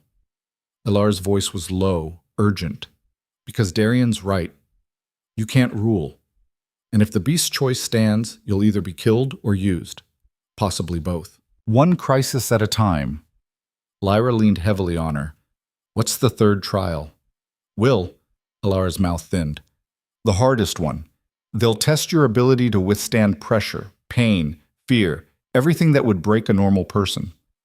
I've been breaking for 14 years. Not like this. Alara steered them toward the healing ward. The trial of will uses old magic, blood magic. It gets inside your head, finds your worst fears, and makes you live them, over and over, until you either overcome them or shatter. Lyra's stomach turned cold. What if I don't have the strength to overcome them? Then you die. Or worse, you survive but broken in ways that can't be healed. Alara's grip tightened. But there's something else you need to know. Something I discovered while treating your wounds. They reached the healing ward. Alara got Lyra onto a bed, closed the door, and cast a privacy ward that shimmered in the air like heat waves. What is it? Lyra asked. Alara pulled a vial from her bag. It was filled with Lyra's blood, probably from when she'd stitched the leg wound. But it wasn't red anymore. It was gold. Lyra stared at it. That's not possible. I thought the same thing. Thought maybe I'd grabbed the wrong vial. But I tested it 3 times. Alara set it on the table beside the bed. Your blood is changing, Lyra. Has been changing since the beast chose you, and gold blood means one thing. What? Royal bloodline. The oldest, purest connection to Blood Moon's founding magic. Alara's expression was grim. You're not just some random Omega the beast chose on a whim. You're connected to the throne. Actually connected. By blood. Lyra's world tilted. That's impossible. My mother was a nobody. Western Ridge territory, low rank. Was she? Alara leaned forward. Or did she tell you that to keep you safe? Because if the old bloodline survived, if there's someone out there with a stronger claim to the throne than Darien, they'd be killed. Lyra's voice was barely a whisper. Before they could challenge him. Exactly. Alara picked up the vial, held it to the light. Gold gleamed. Your mother might have hidden what you were. Might have let them think you were broken, powerless, worthless. Might have sold you into servitude to keep you alive. But I don't have a wolf. You didn't. Alara's smile was sharp. But gold blood means the potential is there. Buried, maybe. Dormant. But there. And if the third trial wakes it up. She didn't finish. She didn't have to. Lyra looked at the vial of gold blood. Her blood. Transformed by magic she didn't understand. And felt her entire world reorganize around this new, impossible truth. She wasn't broken. She was hidden. And the beast had seen through the hiding. What do I do? Lyra asked. You survived the third trial. Alara tucked the vial away. And you don't tell anyone about this. Not Darien, not the council, not even Thomas. Because the moment they know what you are, they'll either try to use you or kill you. They're already trying to kill me. Not like they would if they knew you were legitimate competition for the throne. Alara's expression was deadly serious. Promise me, Lyra, keep this secret until you understand what it means. Until you're strong enough to protect yourself. Lyra thought about 14 years of being invisible. Of being nothing. Of surviving by staying small and quiet and forgettable. She thought about the beast kneeling to her. About Marcus's eye. About Cassandra's rage. She thought about gold blood and hidden legacies and the possibility that her entire life had been built on a lie meant to save her. I promise, she said. The door to the healing ward exploded inward. Not opened, exploded. Wood and iron flying as something massive crashed through, as guards shouted in the corridor, as alarm bells started ringing through the palace. The beast stood in the doorway, smoke curling from its nostrils, gold eyes blazing. And behind it, pouring through the breach in a wave of steel and fury, came soldiers wearing colors Lyra didn't recognize. An army had just invaded Blood Moon Palace, and somehow they'd brought the beast with them. The beast's golden eyes found Lyra through the smoke and chaos, and something passed between them, recognition, purpose, demand. Then it turned and tore into the invading soldiers like they were made of paper. Alara grabbed Lyra's arm, yanking her off the bed. We need to move. Now. What's happening? Lyra's injured leg screamed as she put weight on it, but adrenaline was doing what healing couldn't, making her body move when it should have been impossible. Border war. Alara shoved the vial of gold blood into Lyra's hand. Hide this and stay close. The corridor outside was pandemonium, guards running toward the breach, servants scattering away from it, and soldiers, dozens of them, wearing leather armor marked with symbols Lara had seen before in the palace archives. The Crimson Reach territory, Blood Moon's oldest enemy. They'd invaded during the trials, while the palace was focused on an Omega girl instead of its borders. A soldier spotted them, raising his sword. Alara moved faster than Lara thought possible for a healer, producing a blade from somewhere in her robes and driving it up through the man's chin before he could swing. He dropped, blood spreading across pristine healing ward floors. "You're not just a healer," Lyra said. "No one's just anything." Alara pulled her blade free, wiped it on the dead soldier's armor. "Keep moving." They ran, or Lyra limped while Alara half-carried her, navigating through servant passages that were suddenly full of violence. They passed 3 more bodies, 2 guards, 1 servant, before reaching a stairwell that led up instead of down. "Where are we going?" Lyra gasped. "The throne room. That's where Darian will make his stand." Alara took the stairs 2 at a time, forcing Lyra to match her pace. "And that's where you need to be." "Why?" "Because the beast came back for you. That means something. And right now, Blood Moon needs every advantage it can get." They emerged onto the main floor. The throne room doors were closed but not locked, and Alara shoved through them into controlled chaos. Darian stood in the center of the room, already in full battle gear, barking orders to the dozen warriors surrounding him. Cassandra was there too, looking pale but composed, a dagger in her hand that she probably didn't know how to use. Marcus leaned against one of the pillars, his eye socket still healing, but his good eye sharp and focused. Every head turned when Lyra stumbled through the doors. "What is she doing here?" Cassandra's voice was shrill.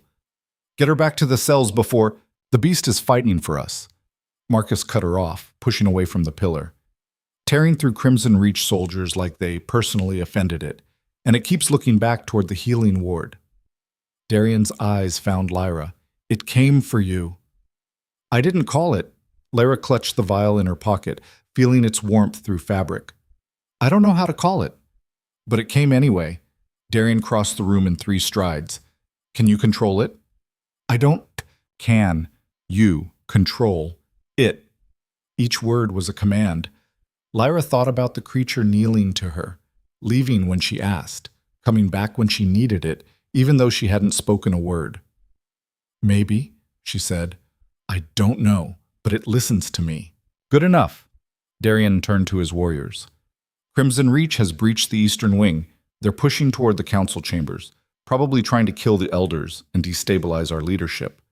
We need to cut them off before they reach the inner palace." "How many?" Marcus asked. "Reports say 200, maybe more." Darian's jaw was tight.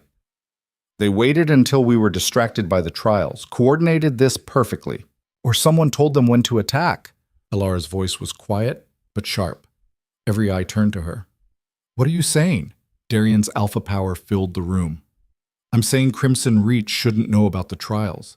Their internal Blood Moon business, but they attacked precisely when your best warriors were watching an Omega fight instead of guarding the borders."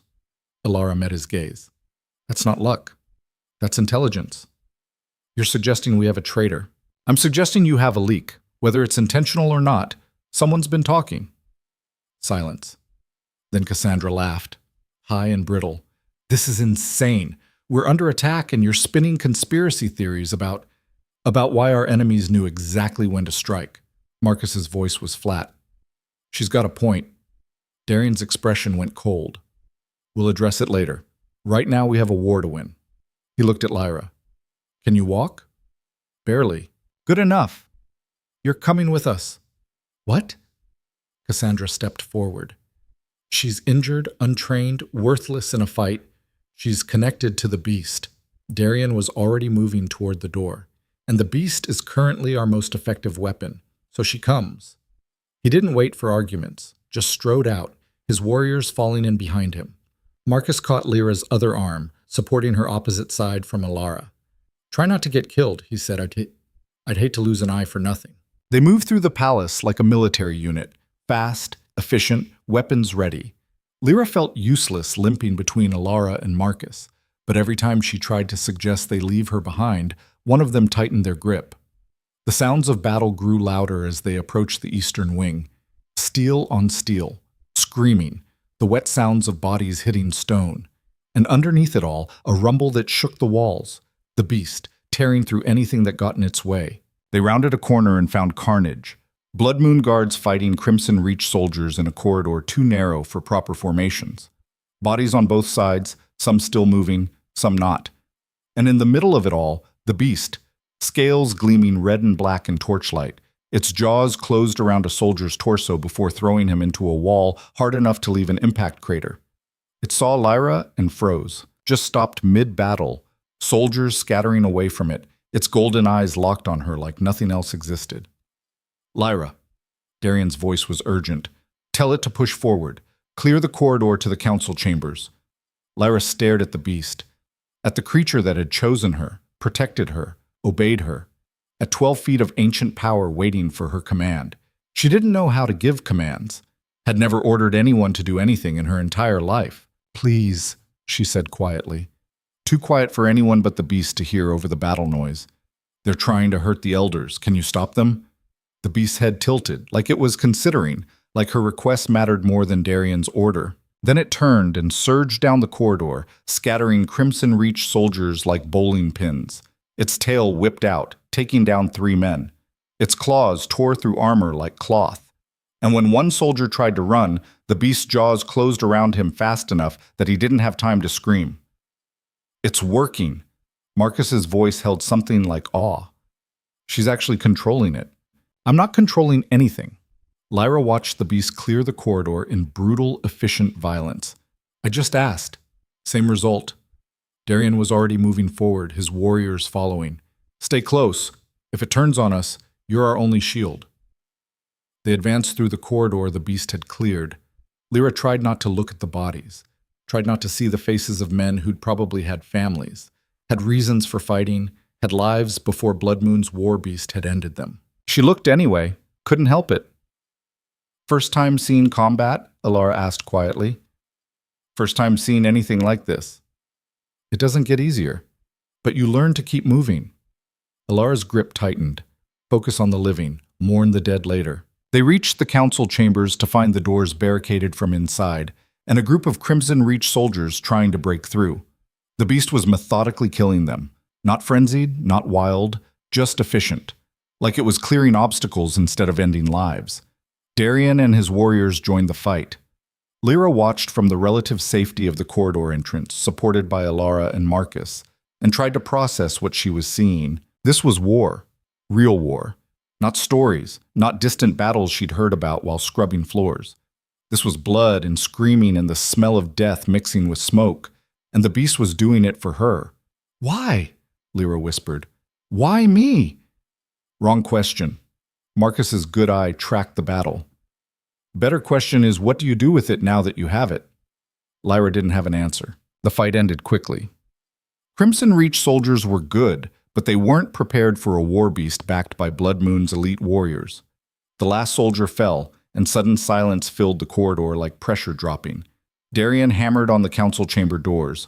Open up! It's clear! The barricade scraped away from inside. The doors opened to reveal the 7 elders, looking shaken but alive. The eldest one took in the bodies, the blood, the beast standing in the middle of it all. What happened? His voice was steady despite everything. Crimson Reach invaded during the trials. They're targeting leadership. Darian's tone was clipped. We need to evacuate you to the inner keep. It's more defensible. We're not evacuating. The old wolf stepped fully into the corridor, seemingly unconcerned about the carnage. This is our palace, our territory. We don't run. With respect, Elder, you're not warriors. If they breach, then we die defending our home. The Elder's eyes found Lyra. But before that happens, we have business to finish. Lyra's stomach dropped. What business? The 3rd trial. The Elder smiled, and it wasn't kind. You've passed strength and wisdom, but the trial of will requires specific conditions, blood magic, old rituals, and we happen to be in the perfect location. He gestured to the council chambers. Through the open doors, Lyra could see symbols carved into the floor, intricate patterns she'd mistaken for decoration when she'd been here earlier, but they weren't decoration, they were a ritual circle. You can't be serious. Alara stepped forward. There's a war happening. This can wait. Can it? The elder's gaze didn't leave Lyra. Crimson Reach attacked because they heard about the beast choosing a new master, about an Omega passing trials she shouldn't survive, about Blood Moon's power structure shifting in ways they could exploit. He moved closer to Lyra. They're not here to conquer. They're here to kill you before you become a threat they can't handle. So no, healer, this can't wait. Because if we don't finish the trials, if we don't determine what she is and what she can do, we're fighting blind. He's right. Darian's voice was hard. We need to know if the beast's choice is legitimate, if Lyra has actual power, or if this is a fluke we're dying to protect. Lyra looked at the ritual circle, at the symbols that promised pain and fear and magic she didn't understand, at the trial that could break her in ways that couldn't be healed. And if I fail, she asked, then the beast will probably go mad and kill everyone in this wing. The elder said it like he was discussing weather. But at least we'll have our answer. That's not comforting. It's not meant to be. The elder gestured to the chamber. Enter. Kneel in the center of the circle and pray you're stronger than you look. Lyra met Darian's eyes. You're really going to do this? Now? In the middle of a battle? Wars can be fought by warriors. This requires something else. Darian's expression was unreadable. And I need to know if you're worth defending or just a distraction getting my people killed. The words stung, but they were honest, and Lyra was tired of lies. She pulled away from Alara and Marcus, tested her weight on her injured leg. It held. Barely, but it held. Fine, she said. Let's get this over with. She limped into the council chambers, the elders following, Darian and his warriors taking up defensive positions in the corridor. The beast tried to follow, but the eldest elder held up a hand. Not you. This is between the girl and the magic. You'll only interfere. The beast rumbled, looked at Lyra. It's okay, Lyra said, not sure if she believed it. I'll be fine. The beast's golden eyes held hers for a long moment. Then it settled outside the doors, massive body blocking the entrance like a living wall. The doors closed. Lyra stood alone in the council chamber with 7 ancient wolves and a ritual circle that hummed with power she could feel against her skin like static. Kneel, the eldest commanded. Lyra knelt. The symbols on the floor began to glow, soft at first, then brighter, like someone was turning up a lamp inside the stone. She felt warmth spread from the circle into her knees, up her legs, into her chest. The trial of will tests your ability to face your deepest fears, the elder said, to confront what breaks you and emerge intact. Most fail. Those who survive are changed. For better or worse, we'll see. What do I have to do? Survive. The elder's voice was already sounding distant. That's all. Just survive. The warmth turned to heat. The heat turned to fire. And then Lyra was screaming as magic poured into her like molten metal, burning away everything except pain. She was 14 again, watching her mother die in childbirth, watching blood pool on rough wooden floors while midwives whispered about curses and broken things, watching her mother's pack look at newborn Lyra with disgust instead of love. She was 3, being sold to the palace, her mother's pack taking coins for the broken child they didn't want. The fear of strange hands, strange faces, strange walls that would become her prison. She was 7, being beaten for dropping a tray. The guard's fist connecting with her face over and over while other servants watched and did nothing. She was 10, stealing food because she hadn't eaten in 4 days. Getting caught. Getting locked in the cold room until she learned her lesson. Nearly dying of exposure before someone finally let her out. She was 12, watching another Omega servant get torn apart by an Alpha who'd had too much wine and too little restraint. Watching guards clean up the body. Watching life continue like nothing had happened. Every moment of pain, every instant of fear, every second of being worthless and invisible and alone, compressed into a single point of agony that threatened to tear her apart. Stop. Lyra's voice was raw. Please, stop. But the magic didn't stop. It showed her futures now. Showed her failing the trial, the beast going mad, Alara dying trying to protect her.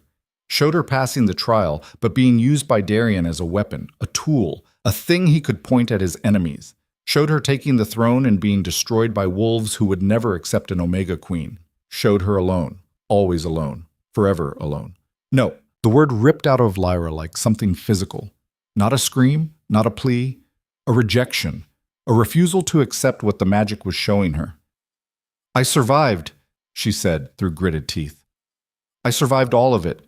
Every beating, every starvation, every moment they tried to break me. And I'm still here. The vision shifted, showed her the beast kneeling, showed her stabbing Marcus, showed her standing before the council and refusing to lie about what she didn't know, showed her choosing to fight instead of choosing to die. I'm not broken, Lyra said. The words came out stronger now. I'm not worthless, and I'm not alone anymore. The magic pushed harder, showed her Thomas being executed for helping her, showed her Alara's disappointment when the gold blood turned out to be nothing, showed her the beast turning away, realizing it had made a mistake. None of that has happened. Lyra forced herself to her feet, standing inside the circle, even though the magic felt like chains pulling her down. You're showing me fears, but fears aren't real. They're just things that might happen, and I've spent 14 years surviving things that did happen. The circle flared brighter, hot enough now that Lyra could smell her own skin burning where she touched the glowing symbols. I'm not afraid of pain. She took a step forward. I've lived with pain my whole life. Another step. I'm not afraid of being alone. I've been alone since I was born. Another step. And I'm not afraid of dying. I should have died 100 times already. She reached the edge of the circle. The magic was screaming now, trying to hold her, trying to break her, trying to prove she wasn't strong enough. But I didn't die. Lyra's voice dropped to something quiet and certain. I survived, and I'll keep surviving, because that's what I do. She stepped out of the circle. The magic shattered, the glow died, the heat vanished, and Lyra stood on the other side of the ritual, her clothes smoking, her skin marked with burns that were already starting to heal, her entire body shaking, but standing. The council elders stared at her in silence. Then the eldest one started laughing, not cruel laughter, not mocking, something that sounded almost like respect. Impossible, he said. No one walks out of the trial of will. No one. It's designed to keep you trapped until you either overcome your fears or break trying. Then I guess I'm impossible. Lyra's legs gave out, and she collapsed. Not unconscious, just done. Did I pass? The elder's smile was sharp. You didn't just pass, you bent the trial to your will instead of the other way around. That's... He looked at the other elders. That's what the old rulers used to do, before the binding, before we forgot what real power looked like. One of the female elders moved to examine the circle. The symbols are burned out, completely. It'll take months to restore them. Good. The eldest elder walked to where Lyra had collapsed. Because I don't think we'll need them anymore. He knelt. This ancient wolf, older than most of the palace, kneeling before the Omega girl on the floor. 3 trials, he said, strength through cunning, wisdom through honesty, will through defiance. You've passed them all. And by the old laws, that makes you legitimate. Legitimate what? Heir. The word hung in the air like a sword. To Blood Moon's true bloodline. The magic recognizes you, the beast recognizes you, and now we recognize you. The chamber doors burst open. Darian strode in, his armor splattered with fresh blood, his expression thunderous. Crimson Reach is retreating, he said. The beast killed their commander, and the rest are falling back to... He stopped, stared at Lyra on the floor, at the eldest elder kneeling beside her, at the burned-out ritual circle. What happened? His voice was dangerously quiet. She passed. The elder stood slowly. All 3 trials. She's legitimate, Darian, by blood, by magic, by law. The throne has 2 heirs now. That's impossible. So is an Omega surviving trials designed to kill trained warriors? And yet, the elder gestured to Lyra. Here she is. Darian's eyes found Lyra. She saw calculation there, saw him weighing options, considering angles, trying to decide if she was more useful alive or dead. Then Cassandra's voice rang out from the corridor. My lord, the beast! It's calling to something! Everyone rushed to the doors. Lyra forced herself up, limped after them, and looked down the corridor to where the beast stood, its massive head raised, its throat vibrating with a sound that wasn't quite a roar. It was answering something. And from deep in the palace, From the direction of the vault, another roar answered back. No. The eldest elder's face went pale. That's not possible. There's only one beast. There was only one. Marcus's voice was grim. But if the vault's been opened, if the blood magic is active, then the binding is broken. Darian's hand went to his sword, and anything that was sealed down there is free. The floor beneath them trembled. Not from the beast's footsteps, from something else, something deeper, something waking up. Lyra felt it in her chest, that same pull she'd felt when the beast had first looked at her. But stronger now, insistent, like whatever was in that vault wasn't just free, it was coming for her. The beast beside her lowered its head, pressing its skull against her hand. And for the first time since this nightmare started, Lyra understood. The trials weren't just tests, they were preparations for whatever came next. The second roar shook the palace hard enough to crack stone, and Lyra realized with crystal clarity that surviving the trials had been the easy part. Now came the real challenge, and this time she wouldn't be facing it alone. The second roar came again, closer this time, and Lyra felt it in her bones, a vibration that matched the rhythm of her heartbeat, like whatever was coming knew her pulse and was synchronizing to it. Everyone back to the throne room. Darian's command cut through the rising panic. Now! We should evacuate, one of the younger elders started. To where? Darian's voice was sharp. If something's breaking out of the vault, running won't help. We make our stand here. The beast beside Lyra rumbled, its attention fixed on the corridor leading deeper into the palace, toward the vault, toward whatever was answering its call. What's down there? Lyra asked. Her voice came out steadier than she felt. Besides the beast's vault? The eldest council member's face had gone gray.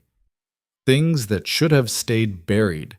The founders sealed more than just the war beast. They sealed the failures, the experiments that went wrong, the magic that got out of control. And you built a palace on top of it? Marcus's tone was incredulous. The seals were supposed to hold forever. The elder's hands shook. 8 centuries without a breach, without a whisper. And now, the floor buckled. Stone cracked in a line that ran from the council chambers all the way down the corridor, splitting the palace like someone had taken an axe to it. Lyra felt the beast tense beside her, felt its muscles coil. Then the vault doors exploded upward. Not doors, the entire section of floor, stone and iron and ancient warding, ripping free and flying toward the ceiling before crashing back down in fragments. And through the hole, rising like smoke given form, came something that made the war beast look tame. It was bigger, easily twice the size, its body made of shadow and bone, and something that gleamed like obsidian. Where the war beast had scales, this thing had armor that looked grown rather than made. Where the beast had gold eyes, this creature had eyes like burning coals, red and hungry and ancient, and it looked directly at Lyra.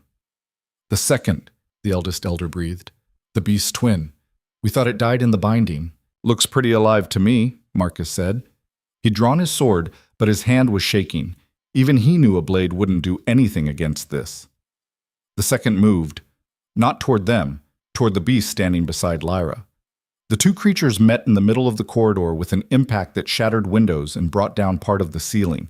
They collided like continents, all teeth and claws and violence older than the palace itself. Move! Darian grabbed Lyra's arm, yanking her back as debris rained down where she'd been standing.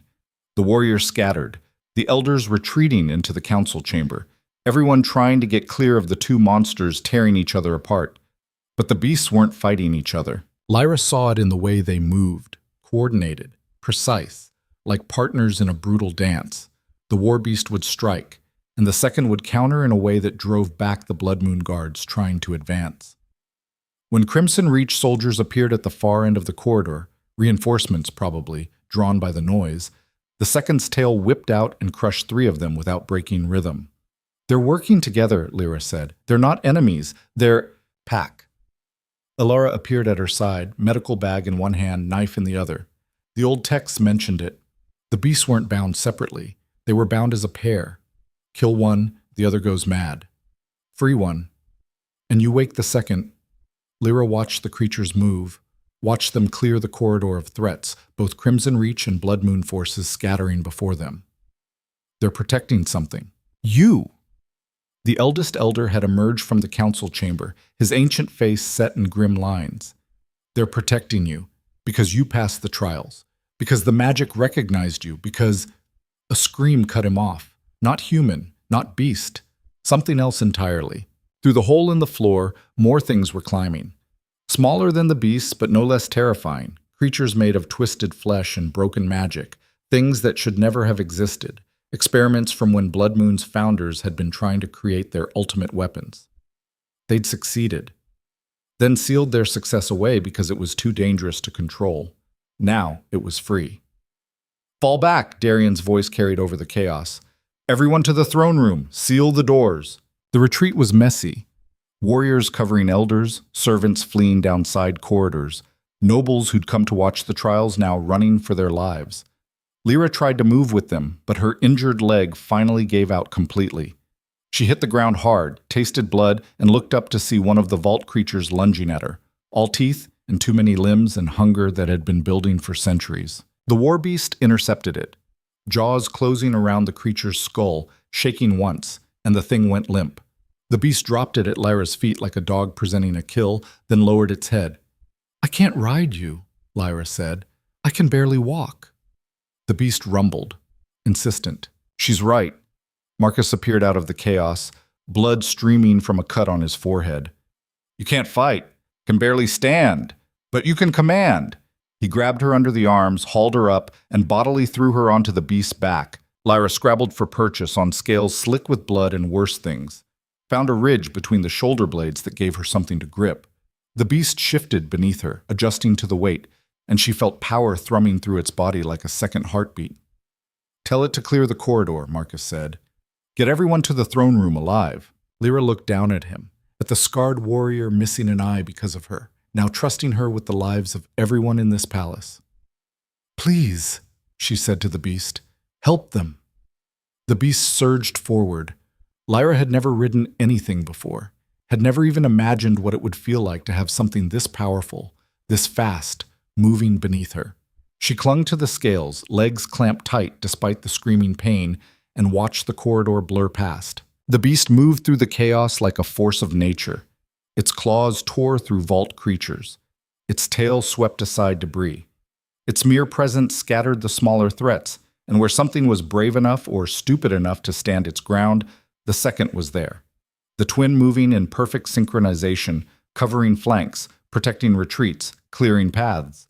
They reached the throne room to find the doors barricaded and Cassandra screaming orders at guards who looked ready to bolt. "Open the doors!" Lyra's voice came out hoarse but loud. "Let them in!" Cassandra whirled, saw Lyra on the beast's back. Her face went through several emotions, shock, rage, fear, before settling on something that looked almost like hate distilled to its purest form. "You did this!" Cassandra's voice shook. "You woke those things. You destroyed—" "I passed your trials," Lyra cut her off. "I did exactly what you demanded, and now I'm trying to keep people alive, so either help or get out of the way."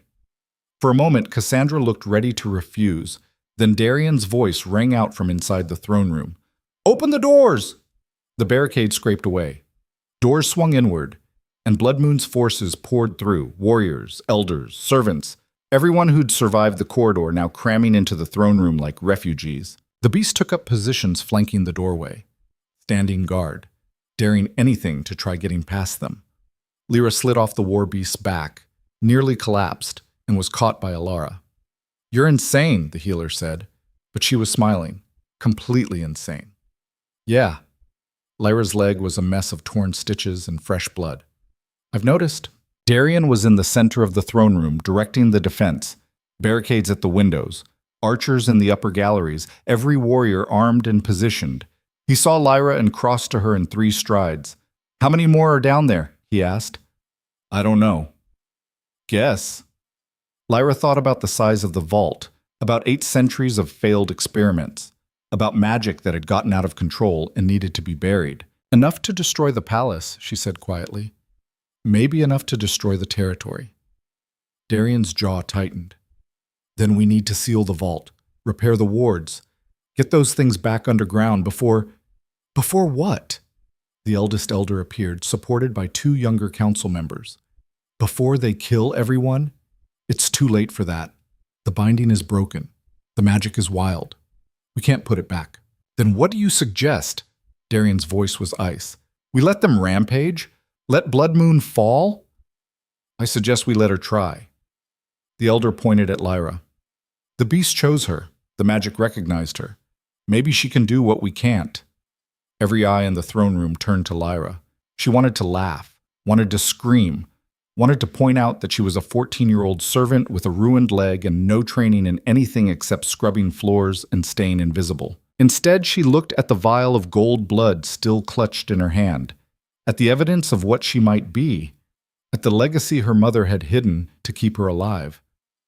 What do I need to do? She asked. Command them. The elder's voice was steady. You passed the trials. That makes you legitimate. Legitimate enough that the old magic should respond to you, should recognize your authority. Should?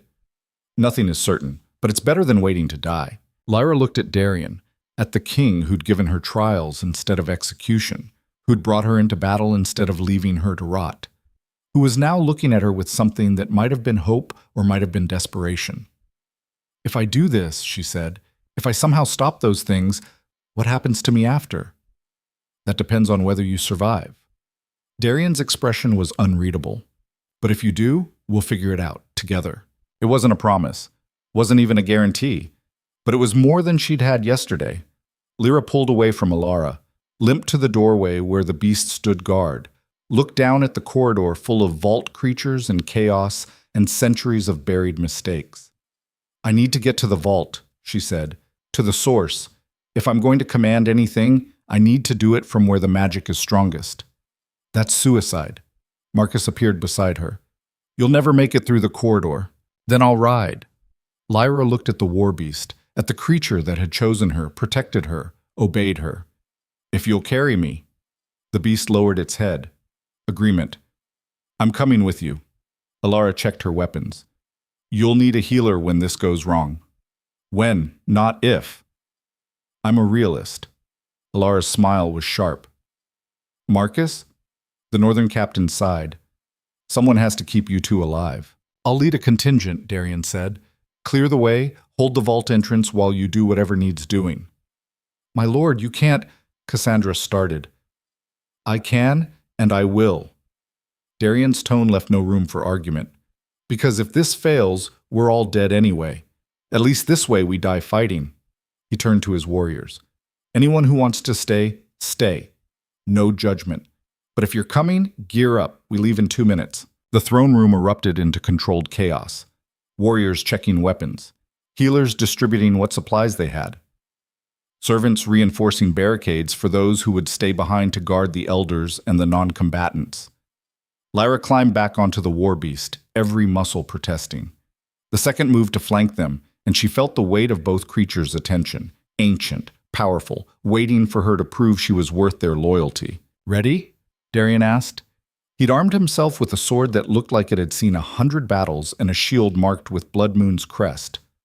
No. Lyra's hand shook on the beast's scales. But let's go anyway.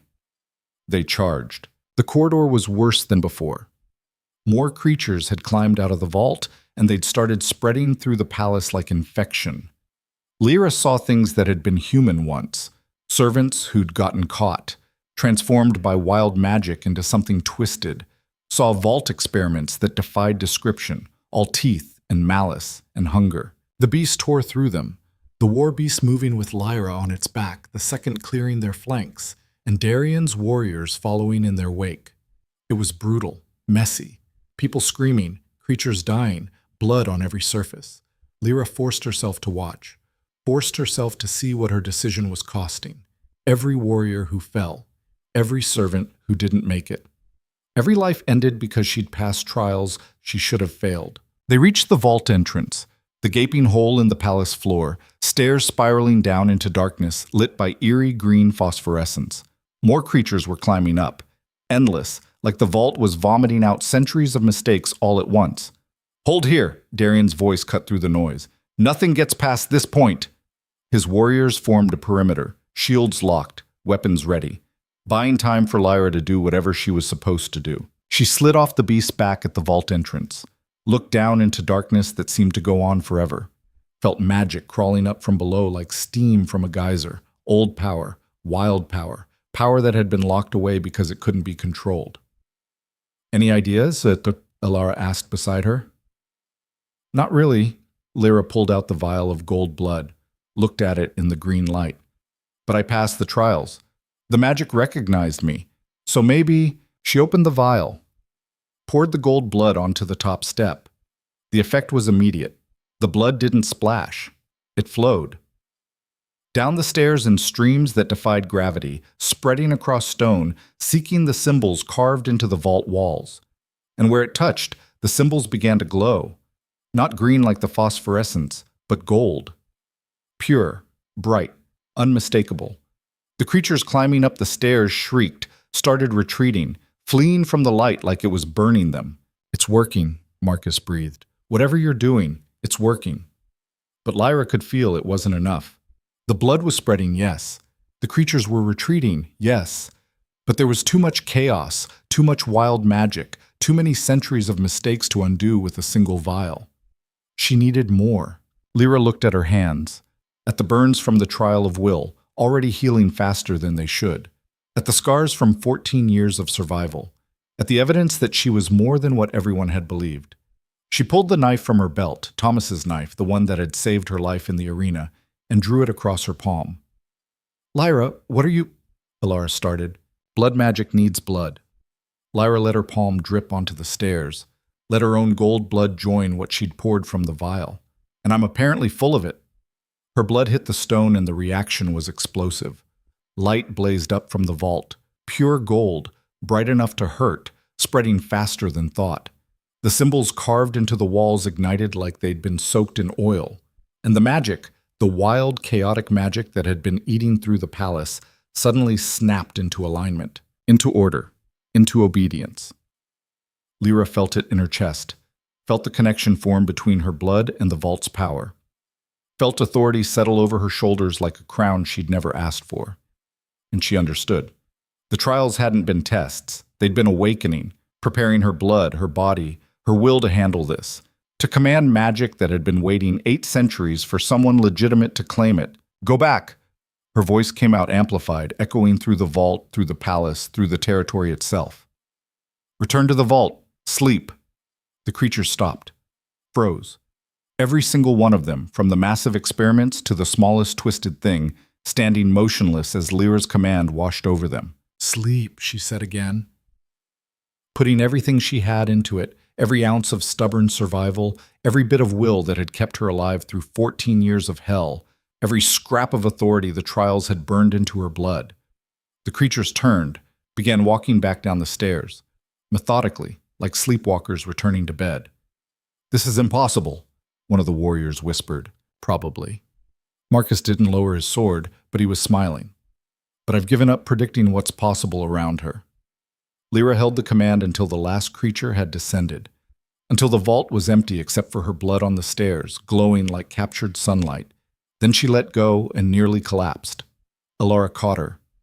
"You just commanded an army of nightmare creatures back into their prison, using blood magic, while half dead. Did it work? You're still standing and we're not being eaten. I'd call that a win." The glow from the vault was fading now, the symbols settling back into dormancy. But there was something different about them, something stable, ordered, that hadn't been there before. Darian approached the vault entrance carefully, looked down, looked at Lyra. "The binding is restored," he said. "I can feel it, stronger than it was before, more complete." "Boba." "Because she didn't just seal them away," the eldest elder said. He'd followed despite his age, had watched everything from a safe distance. "She claimed them, made them hers. That's what the old rulers did. They didn't just lock the magic away. They mastered it." "So what does that make her?" Cassandra's voice was bitter. She'd appeared at the back of the group, her perfect face streaked with dust and tears. "Queen? That depends." Darian looked at Lyra, really looked at her. "What do you want?" Lyra laughed. It came out half hysterical. "I want to sit down. I want my leg to stop hurting. I want to sleep for a week and not wake up to someone trying to kill me. Reasonable. Darian's expression softened slightly. But after that? Lyra thought about the question. About 14 years of being invisible, worthless, broken. About the beast choosing her. About gold blood and hidden legacies and trials that should have killed her. About standing in front of the throne room, giving commands to ancient magic, and having it obey. I want to change things, she said finally. The laws that let people sell Omega children. The rules that say broken means worthless. The whole system that thinks power is just about having a wolf. She met Darian's eyes. I want to build something better. And I want to do it without becoming the kind of ruler who needs to torture servants to feel powerful. The last part was aimed at Cassandra, who flinched like she'd been slapped. That's ambitious, Darian said. I survived your trials. I think I've earned ambitious. You have. Darian turned to address everyone. Warriors, elders, servants, everyone who'd witnessed what just happened.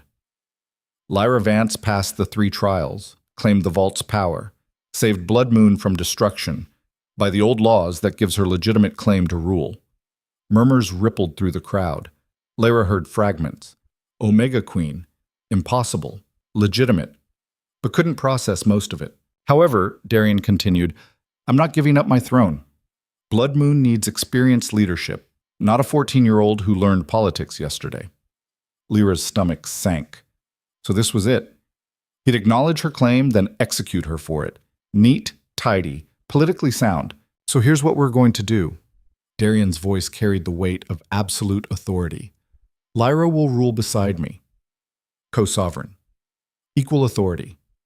She handles the reform, the laws, the traditions, everything that needs changing. I handle the war, the politics, the parts that require experience. Together, we rebuild Blood Moon into something that can survive the next 8 centuries. Silence. Then the eldest elder knelt, slowly, his ancient bones creaking, but deliberately. I recognize the co-sovereignty, he said, and I'll serve it. One by one, the other elders knelt. Then the warriors. Then even Marcus, grinning with his ruined eye, dropping to one knee. The entire corridor was kneeling except for 2 people. Darian, standing on one side, and Cassandra, standing on the other, her face a mask of fury and betrayal. You can't do this, she said. Her voice shook.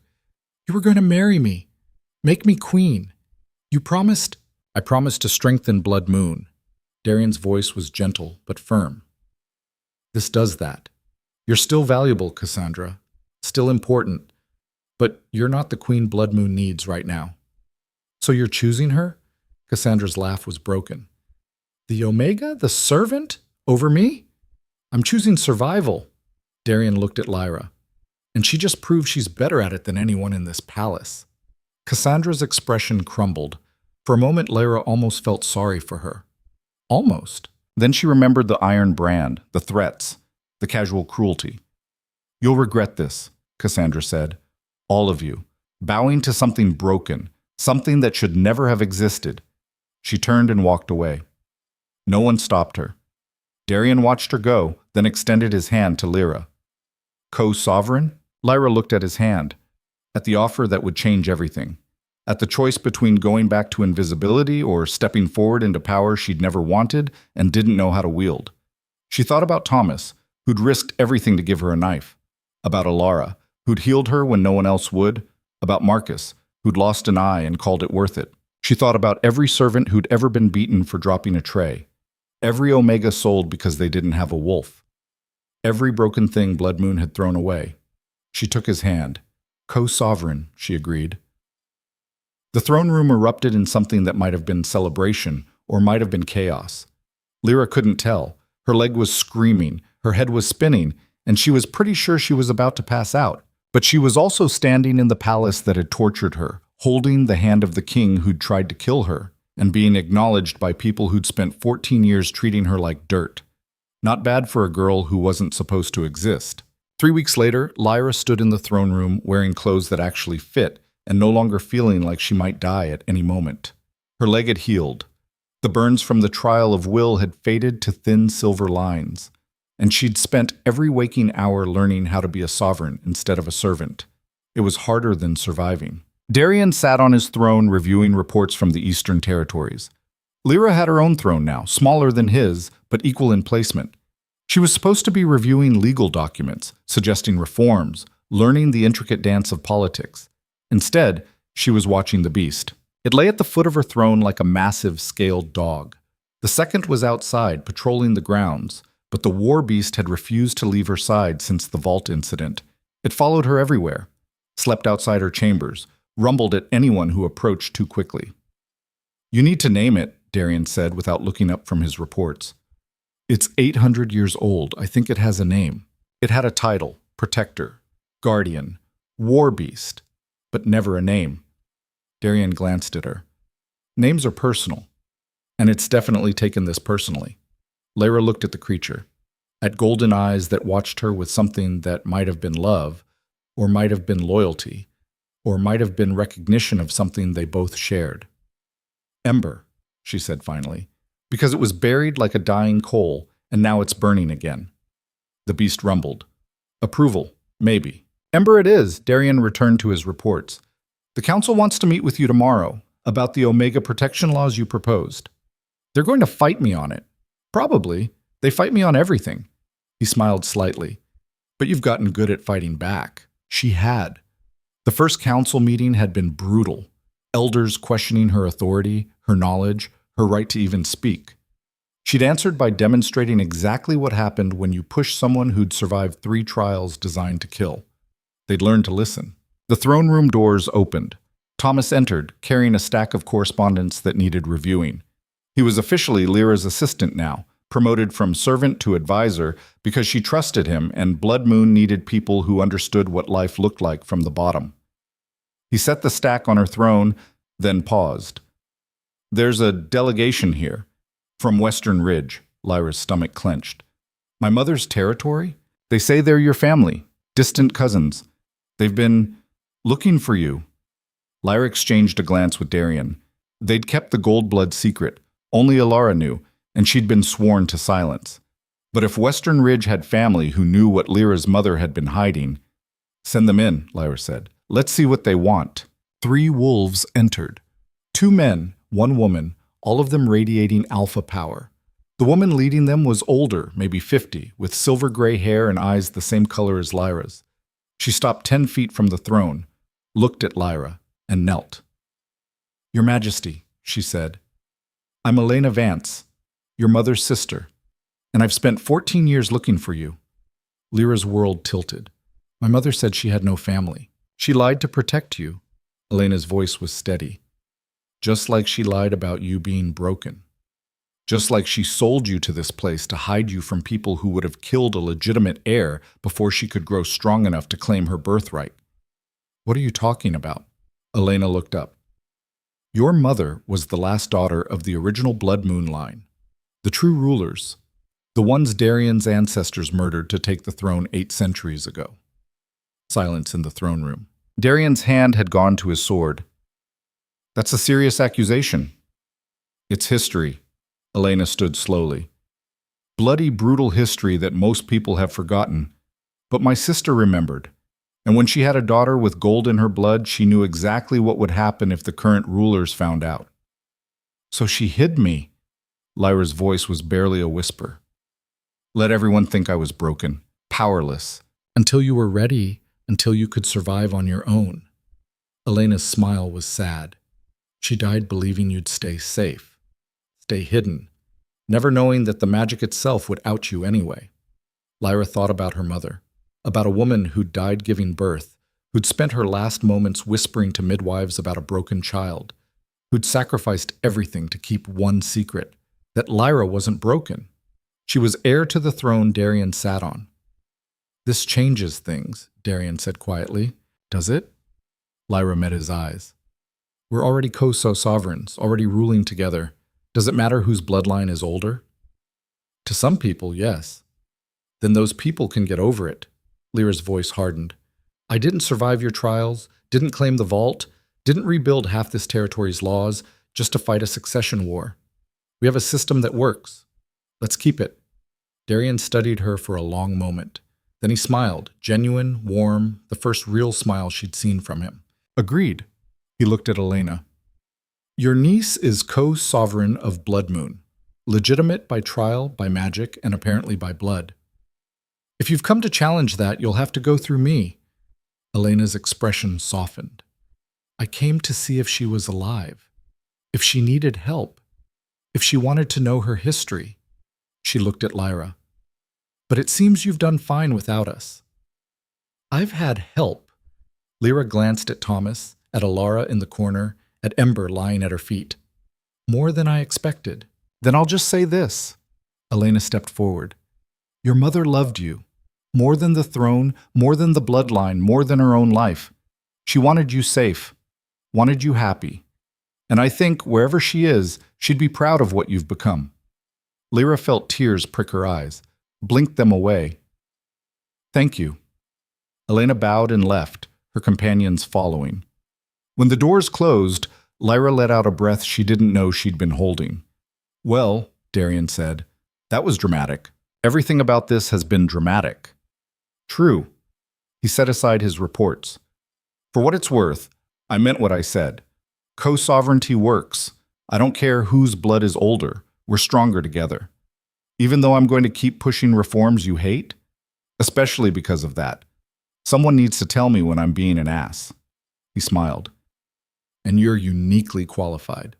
Lyra laughed. Real laughter. The kind she hadn't felt in years.